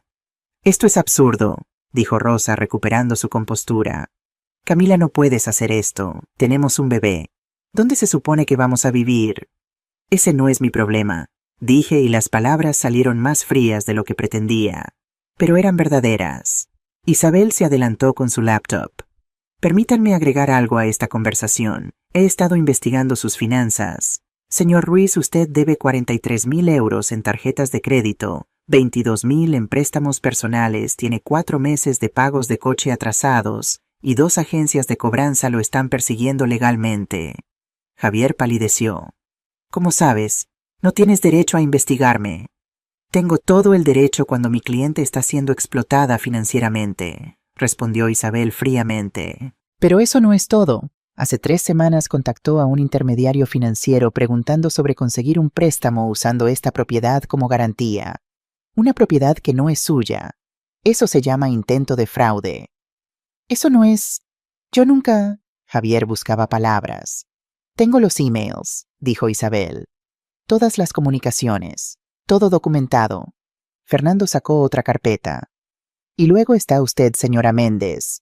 Rosa María Méndez Serrano. ¿Le gustaría hablar sobre Dolores Martínez Ramírez o Ricardo Vázquez Moreno? Rosa se congeló. No sé de qué hablas. Málaga 2015 y 2016. Inmobiliaria Costa del Sol. Fue despedida por fraude contra personas mayores. 2 casos documentados de estafar a clientes de la tercera edad convenciéndolos de vender propiedades muy por debajo de su valor. Uno de esos clientes murió 3 meses después. ¿Le refresco la memoria? El rostro de Rosa pasó de blanco a rojo. Eso fue un malentendido. Nunca se probó nada. Porque las familias aceptaron acuerdos extrajudiciales, interrumpió Isabel. Pero los registros están ahí, y ahora está haciendo exactamente lo mismo con Camila. El mismo patrón. Ganar acceso a una persona mayor con propiedad, aislarla de su red de apoyo, manipularla para obtener control de activos. Es su modus operandi. Miré a mi hijo. Javier, ¿sabías esto? ¿Sabías que tu esposa es una estafadora profesional? Él no respondió, solo miraba el suelo. Por supuesto que sabía, dijo Rosa con veneno. Sabía todo. Fue su idea usar a su patética madre desde el principio. ¿Por qué pagar alquiler cuando mi mamá tiene una casa grande? ¿Por qué trabajar cuando mi mamá puede pagarlo todo? Él sabía exactamente lo que estábamos haciendo. Rosa, cállate, gritó Javier. ¿Por qué ya estamos jodidos? Igual podemos decir la verdad. Sí, Camila, lo planeamos. Todo. Mudarnos aquí, vivir gratis, usar tus servicios como sirvienta, conseguir el control de la casa. ¿Y sabes qué hubieras funcionado si no fueras tan terca con firmar los papeles? Cada palabra era una puñalada, pero extrañamente no dolía tanto como pensé que dolería, porque ya sabía la verdad. Esto solo era confirmación. Tengo algo más que mostrarles, dije. Saqué mi teléfono y reproduje la grabación. Sus voces llenaron la sala. No está funcionando, ya han pasado 2 semanas y no ha firmado nada. Entonces tenemos que ser más agresivos. Asústala. Hazla sentir que no tiene otra opción. No voy a amenazar a mi madre. Entonces deja que yo lo haga. Cuando terminó, Javier tenía la cabeza entre las manos. Rosa me miraba con odio puro. Conspiración para cometer fraude, dijo Fernando. Intento de coerción. Abuso financiero de persona mayor. Todo documentado. La oficial Elena, que había estado callada hasta ahora, habló.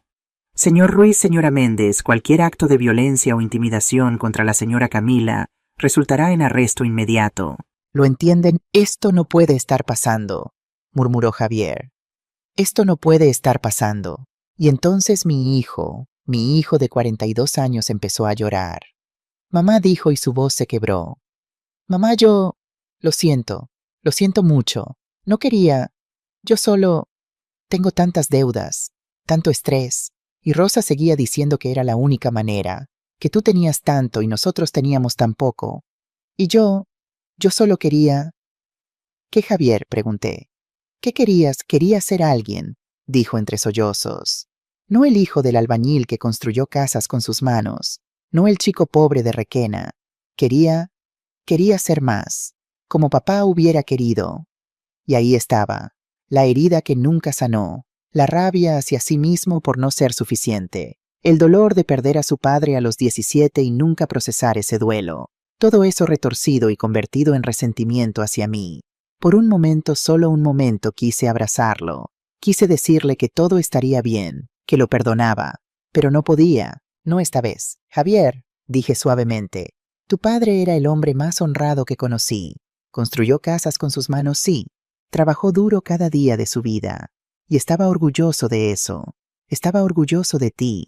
Pero no estaría orgulloso de esto. De cómo me has tratado. De lo que planeaban hacer. Lo sé, susurró.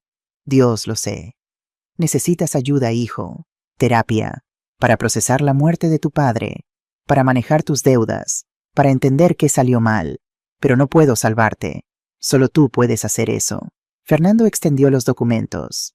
30 días. Pueden salir voluntariamente o podemos proceder con desalojo forzoso. Su elección. Rosa arrebató los papeles. Bien, nos iremos. Pero esto no terminará aquí, Camila.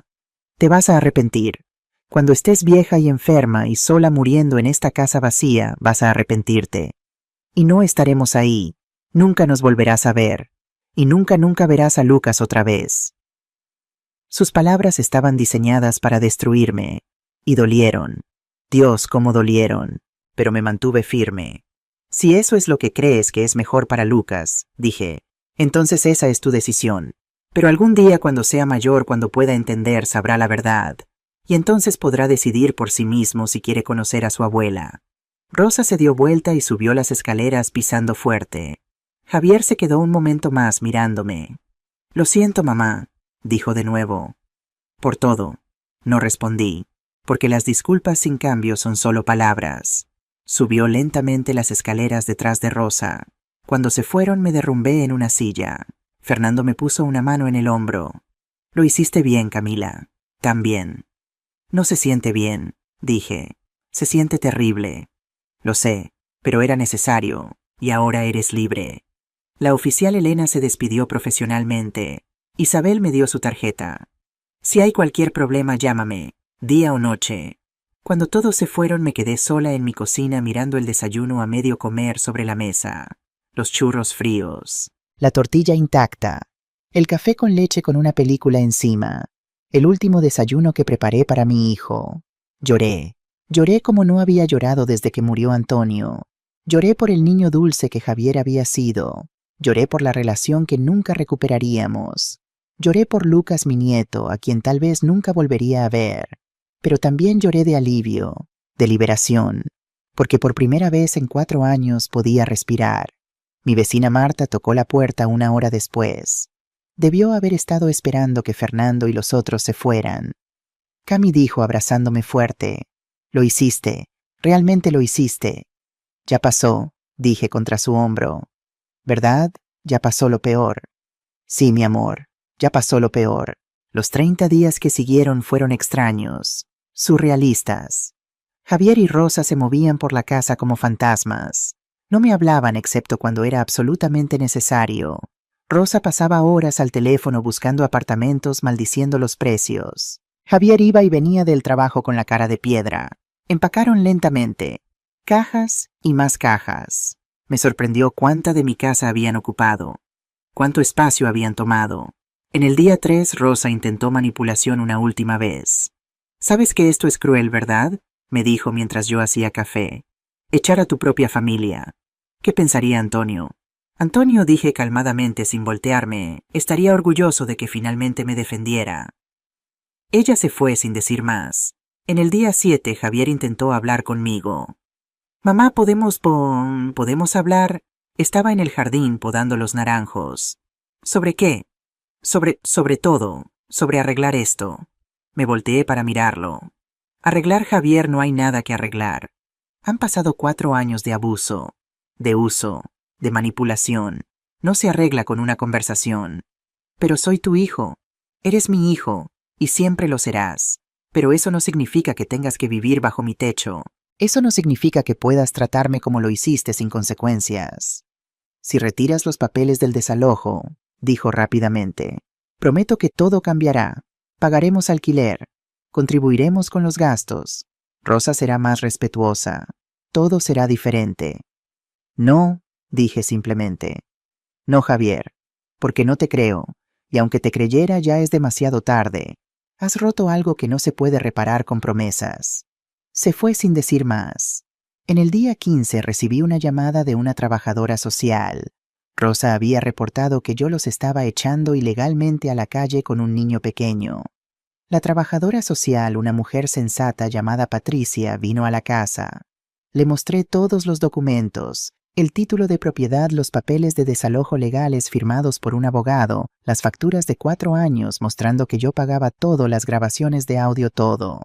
Señora Ruiz, dijo Patricia después de revisar todo, usted no está haciendo nada ilegal. De hecho, está siendo extremadamente generosa dándoles 30 días. Legalmente, con evidencia de explotación financiera, podría haberlos echado de inmediato. ¿Qué pasará con Lucas?, pregunté, porque esa era mi verdadera preocupación. Lucas estará bien. Su padre tiene empleo. Encontrarán un lugar. Y si usted desea mantener contacto con su nieto, puede buscar derechos de visita de abuelos. Es complicado, pero posible. Esa información me dio un pequeño consuelo. Tal vez no todo estaba perdido con Lucas. En el día 20 tuve que cambiar la cerradura de mi habitación. Descubrí que alguien había entrado y revuelto mis cosas. No faltaba nada probablemente porque ya había movido todo lo valioso a una caja de seguridad en el banco, pero la violación de mi espacio era clara. Necesitas salir de aquí, me dijo Marta. Vente a quedarte conmigo los últimos 10 días, no es seguro. Pero me negué. Esta es mi casa, no voy a ser yo quien se vaya. Fernando me consiguió una cámara de seguridad pequeña para mi habitación. Solo por precaución, dijo. En el día 25 Rosa hizo un último intento desesperado. Trajo a Lucas a la sala donde yo estaba leyendo. Lucas, dile adiós a tu abuela, dijo Rosa con voz fuerte teatral. Ella no nos quiere aquí. Ella prefiere estar sola que tenernos como familia. Lucas, con sus 3 años, me miró confundido. Abuela, sí, mi amor, dije arrodillándome a su altura. Mi corazón se rompía. Abuela te quiere mucho, siempre te va a querer. Dile a tu abuela que es mala, insistió Rosa. Vamos, Lucas, dile que es una mala persona por hacernos esto. Lucas comenzó a llorar, confundido por el tono de su madre. Ya basta, grité, y mi voz fue tan fuerte que Rosa dio un paso atrás. No uses a ese niño como arma. No lo traumatices con tu manipulación. Ya hiciste suficiente daño.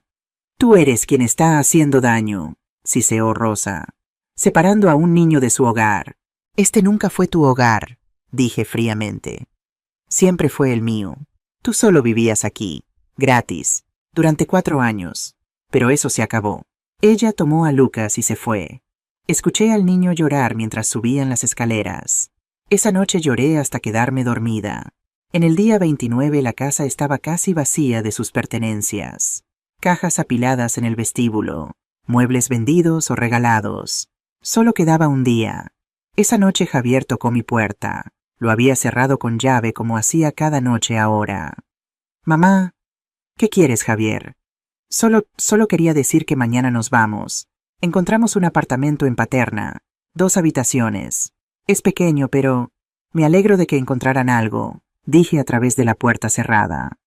Mamá, ¿puedes abrir la puerta? Solo quiero verte. No, Javier. Es tarde. Hablamos mañana. Silencio. Luego, te quiero, mamá. Aunque no lo creas. Te quiero. No respondí, porque si abría la boca iba a llorar, y ya había llorado suficiente.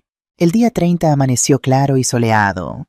Octubre en Valencia es hermoso, el calor del verano ha pasado, pero el frío del invierno aún no ha llegado. Me levanté temprano como siempre.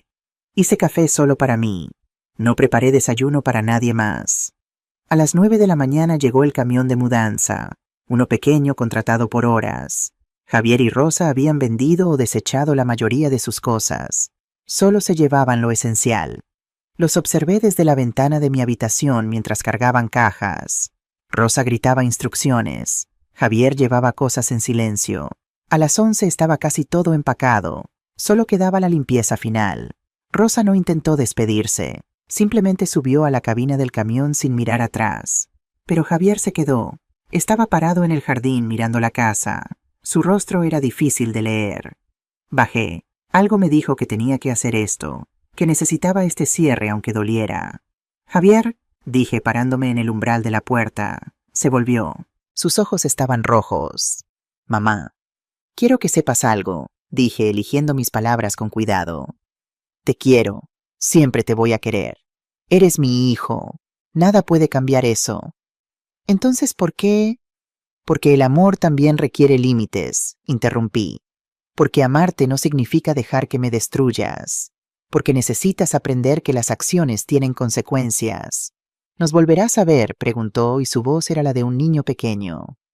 No lo sé, respondí honestamente. Tal vez algún día, cuando hayas hecho el trabajo, terapia real, pagando tus deudas, siendo un mejor hombre, pero no ahora. Ahora necesitas irte y arreglar tu vida, sin mí rescatándote. ¿Y Lucas? Mi corazón se apretó. Lucas siempre tendrá un lugar en mi corazón. Cuando sea mayor, si quiere conocerme, estaré aquí. Pero mientras tanto, sé un buen padre para él. Enséñale cosas mejores de las que tú aprendiste. Lágrimas corrían por su rostro. Lo siento, mamá. Lo siento tanto. Lo sé, dije suavemente. Pero lo siento no es suficiente. Los cambios reales son lo que importa. Rosa tocó la bocina del camión impaciente. Tengo que irme, dijo Javier. Sí, tienes que irte. Se acercó como si fuera a abrazarme, pero me mantuve firme en el umbral. Después de un momento dejó caer sus brazos. Adiós, mamá. Adiós, Javier. Lo observé subir al camión. Lo observé alejarse por la calle de los Naranjos. Observé hasta que el camión desapareció en la distancia. Entonces cerré la puerta y me derrumbé contra ella llorando. Marta llegó 20 minutos después. Me encontró en el suelo todavía llorando. Ya pasó, Cami, dijo sentándose a mi lado abrazándome. Ya pasó. ¿Por qué duele tanto? Lloré. Hice lo correcto, lo sé, pero duele tanto. Porque es tu hijo, dijo Marta simplemente. Siempre dolerá, pero el dolor significa que eres humana, que tienes corazón, y ese mismo corazón es el que finalmente te salvó. Nos quedamos ahí sentadas en el suelo del vestíbulo durante mucho tiempo. Eventualmente mis lágrimas se secaron, mi respiración se calmó. Ven, dijo Marta ayudándome a levantarme. Vamos a hacer té, y luego vamos a limpiar esta casa y hacer la tuya de nuevo. Y eso es exactamente lo que hicimos. Los primeros días después de que se fueron extraños. La casa se sentía demasiado silenciosa, demasiado vacía. Caminaba por las habitaciones todavía esperando escuchar a Lucas llorar, o a Rosa quejarse, o a Javier viendo televisión. Pero solo había silencio. Un silencio que gradualmente se volvió pacífico. Podía desayunar cuando quisiera. Podía ver mi programa de televisión favorito, un drama histórico que a Rosa le parecía aburrido, sin auriculares. Podía invitar a Marta a tomar café sin pedir permiso. Podía respirar. Con el dinero de Antonio contraté a un equipo de renovación. No grande, solo lo necesario. Pintaron las paredes de la habitación de Javier, ahora solo la habitación de invitados, de amarillo cálido, en lugar del gris frío que Rosa había elegido. Repararon el techo que había estado goteando. Arreglaron la fontanería vieja. Replanté el jardín. Jazmines nuevos, rosas, lavanda. El jardín que Antonio y yo habíamos diseñado juntos, que había sido descuidado durante 4 años, volvía a la vida. Recuperé mi casa, y al hacerlo recuperé partes de mí misma que había perdido. En noviembre, un mes después de que se fueran, empecé terapia con la doctora Beatriz Sánchez, una psicóloga especializada en trauma familiar y recuperación de abuso. Camila me dijo en nuestra primera sesión: necesitas entender que no tienes la culpa. Fuiste víctima de un patrón sistemático de abuso emocional, abuso financiero, aislamiento social. Estas son tácticas reales que la gente usa para controlar a otros. Pero es mi hijo, dije. Yo lo crié. Si se convirtió en esto, no es en parte mi culpa. Los padres influyen en sus hijos, sí, pero los adultos son responsables de sus propias elecciones. Javier eligió sus acciones. Rosa eligió sus tácticas. Tú no los obligaste a hacer nada de eso. Las sesiones eran difíciles. Confrontaba cosas sobre mí misma que no quería ver. Como tal vez había amado a Javier demasiado, tan desesperadamente, que nunca le había enseñado límites. Que tal vez mi propio miedo a estar sola me había hecho aceptar abuso que debía haber detenido antes. Pero también aprendí sobre mi fortaleza, sobre mi valor, sobre el coraje que tomó finalmente decir no. En diciembre me inscribí en clases de pintura en el Centro Cultural de Requena. Siempre había querido pintar, pero nunca había tenido tiempo. Mi profesora, una mujer enérgica de 50 años llamada Ana, me enseñó sobre colores y perspectiva y luz. No pienses demasiado, me decía. Solo siente, deja que el pincel vaya donde quiere ir. Mi primera pintura fue de la casa. No como era ahora, sino como había sido cuando Antonio y yo la terminamos de construir. Joven llena de promesas brillante bajo el sol español. La titulé El Principio. En enero empecé a hacer trabajo voluntario en Casa Refugio Teresa, un refugio para mujeres mayores que experimentaban abuso familiar. Mi historia resonaba con tantas mujeres ahí. Mujeres de 60, 70, 80 años, todas con historias similares. Hijos que las habían explotado. Familias que las habían usado. Si usted pudo hacerlo a los 69, me dijo una mujer de 75 llamada Carmen, entonces yo también puedo. Usted es mi inspiración. Nunca pensé que mi dolor podría ayudar a otras personas.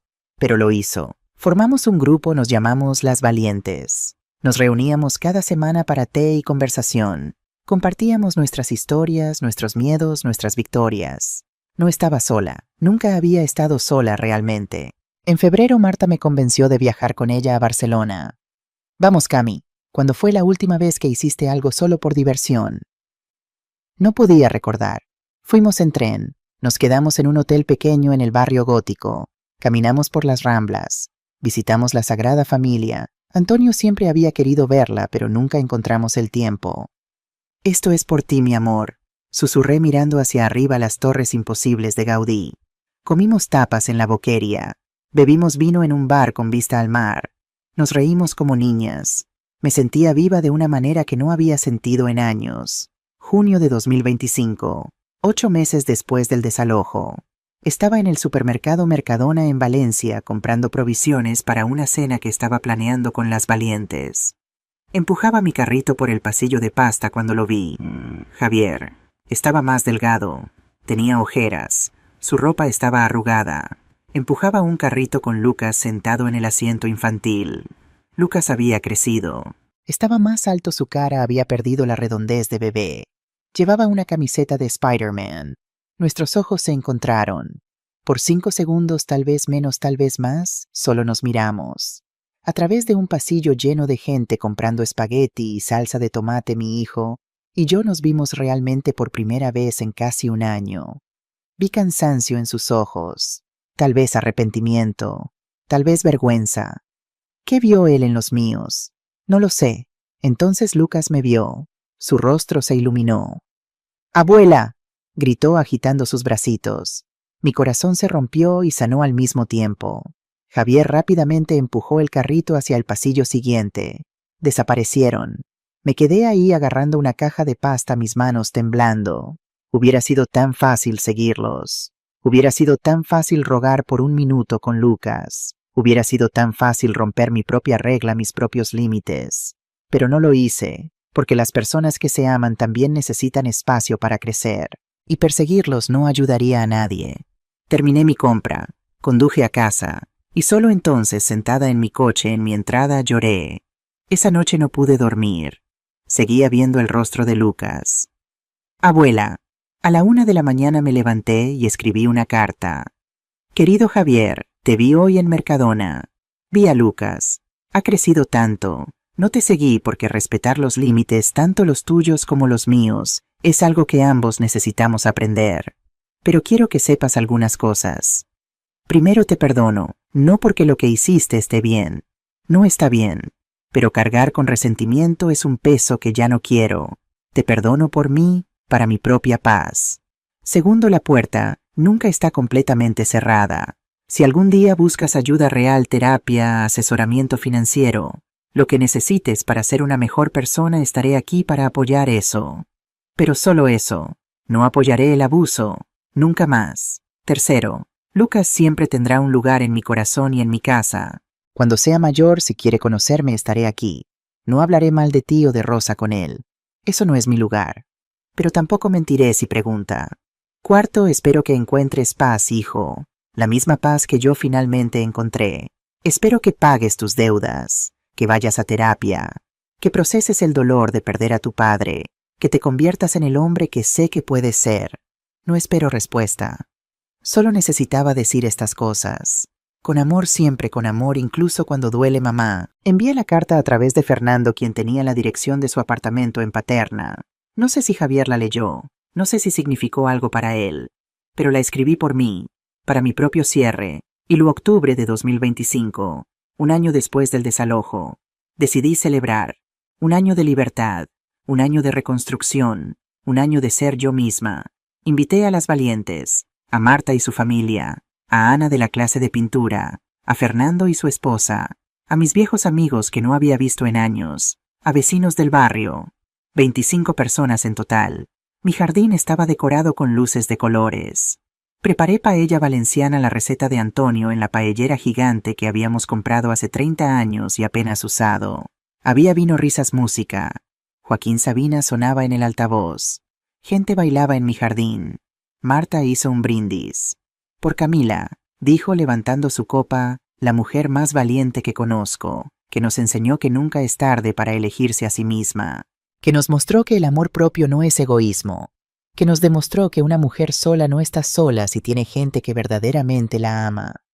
Por Camila, le gritaron todos. Lloré lágrimas felices. Abracé a mis amigos.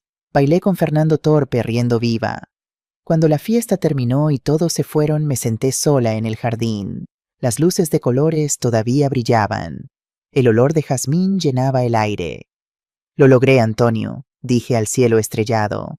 Sobreviví, y más que eso, soy feliz. Entonces sonó mi teléfono. Número desconocido. Casi no contesté, era casi medianoche, pero algo me hizo responder. Diga, Baidi, silencio. Luego una voz pequeña, tímida. Abuela Camila, mi corazón se detuvo. Lucas, mi amor, ¿eres tú? Sí, su voz era más madura que la recordaba, más clara. Papá no sabe que estoy llamando. Tomé el teléfono de mamá mientras duerme. ¿Estás bien, cariño? ¿Estás seguro? Sí, solo te extraño. Extraño tu casa. Extraño los churros que hacías. Extraño. Te extraño a ti. Las lágrimas corrían por mi rostro. Yo también te extraño, mi amor. Cada día pienso en ti. Papá dice que fuiste mala, que no nos quisiste, pero yo no lo creo. Tú nunca fuiste mala conmigo. Lucas, escúchame, dije, mi voz temblando. Tu papá y yo tenemos problemas de adultos, cosas complicadas que no tienen nada que ver contigo. Pero yo te amo, siempre te amaré. ¿Entiendes? Sí. Algún día, cuando seas más grande, cuando puedas decidir por ti mismo, puedes venir a visitarme si quieres. Esta siempre será tu casa también. ¿De acuerdo? De acuerdo. Te quiero, abuela. Te quiero más, mi amor, mucho más. Tengo que irme. Creo que escuché a mamá. Espera, Lucas, pero la línea ya estaba muerta. Me quedé sentada en mi jardín sosteniendo el teléfono llorando. Pero estas no eran lágrimas tristes, eran lágrimas de esperanza, porque Lucas me recordaba, Lucas me buscó, Lucas todavía me amaba, y algún día tal vez podríamos tener una relación, en sus términos, cuando estuviera listo. Por ahora era suficiente saber que no me había olvidado. Octubre de 2028. Tengo 72 años. Mi cabello es completamente gris ahora, pero lo llevo corto y con estilo cortesía de mi nueva peluquera, una chica joven y divertida llamada Sofía. Mi casa brilla con colores cálidos y luz. Las paredes amarillas reflejan el sol español. El jardín está lleno de flores. La habitación de invitados se ha convertido en mi estudio de pintura. Mis pinturas se han exhibido en una pequeña galería local. Nada importante, pero suficiente para hacerme sentir orgullosa. Las Valientes ahora tiene 20 miembros. Nos reunimos semanalmente. Hemos ayudado a 3 mujeres a dejar situaciones de abuso. Somos una familia elegida. Mi blog, Renaciendo a los 69, tiene seguidores de toda España, incluso de Latinoamérica. Recibo emails todos los días de mujeres que me cuentan sus historias, que me agradecen por mostrarles que es posible comenzar de nuevo. He viajado. Barcelona, Madrid, Sevilla, Bilbao, lugares que Antonio y yo siempre quisimos visitar. Voy por ambos ahora. Javier no lo he visto desde aquel día en Mercadona hace 3 años. Sé por contactos mutuos que está mejor, que fue a terapia, que está pagando sus deudas lentamente. Que se divorció de Rosa, ella está en Barcelona, ahora he escuchado. No hemos hablado. Tal vez algún día. Tal vez no. He hecho las paces con ambas posibilidades. Pero Lucas. Lucas. Lucas ahora tiene 7 años. Una vez al mes Javier lo trae a visitarme. No entra él. Solo deja a Lucas en mi puerta y regresa 2 horas después. No hablamos Javier y yo. Solo un hola y adiós cortés. Pero el hecho de que me deje ver a Lucas eso, dice algo. Lucas y yo horneamos galletas. Jugamos en el jardín. Le cuento historias sobre su abuelo Antonio. Sobre cómo construimos esta casa con nuestras manos. Sobre el amor que dura más allá de la muerte. Abuela me preguntó la última vez, ¿por qué no vivimos todos juntos como antes? Porque a veces, le dije cuidadosamente, la gente que se ama necesita espacio para crecer. Y cuando crecen en mejores personas, entonces pueden volver a estar juntos, pero de una manera más saludable. ¿Papá está creciendo? Sí, mi amor, creo que sí. ¿Y tú? Sonreí. Yo también. Hoy grabé un video para mi blog. Algo que he querido decir durante mucho tiempo. Encendí la cámara. Me senté en mi jardín con los naranjos de Antonio detrás de mí. Y hablé, hola, soy Camila Ruiz Moreno. Tengo 72 años. Y esta es mi historia. Hace 3 años mi hijo y mi nuera intentaron robarme. Vivieron en mi casa gratis durante 4 años. Me usaron. Me maltrataron. Planearon quitarme todo lo que tenía. Y yo los detuve. Muchas personas me preguntaron, ¿valió la pena? Perdiste a tu hijo temporalmente al menos. Te perdiste años de la vida de tu nieto. ¿Valió la pena? Y mi respuesta es sí, porque me gané a mí misma. Recuperé mi dignidad, mi casa, mi vida. Si estás en una situación similar, si un hijo, un esposo, un familiar te está destruyendo, quiero que sepas, no eres egoísta por elegirte a ti misma. No eres mala madre o mala persona por poner límites. No estás sola, y nunca es demasiado tarde para empezar de nuevo. Tenía 69 años cuando lo hice. Si yo pude, tú también puedes. Será difícil, dolerá. Habrá noches cuando dudes de todo, pero del otro lado hay paz, hay libertad, hay vida, una vida que es tuya, completamente tuya. Y eso, mis queridas, no tiene precio. Con amor y fuerza para todas ustedes, Camila. Apagué la cámara. El sol se estaba poniendo sobre Requena pintando el cielo de naranjas y rosas. Me recosté en mi silla de jardín y cerré los ojos. Podía sentir a Antonio a mi lado, no físicamente pero espiritualmente. Su presencia, su amor, su orgullo. ¿Estás orgulloso, mi amor?, pregunté al viento, y juro que escuché su respuesta en el susurro de las hojas. Siempre estuve orgulloso de ti, Cami, pero ahora lo estás tú de ti misma, y eso es lo que importa. Sonreí. Tenía razón.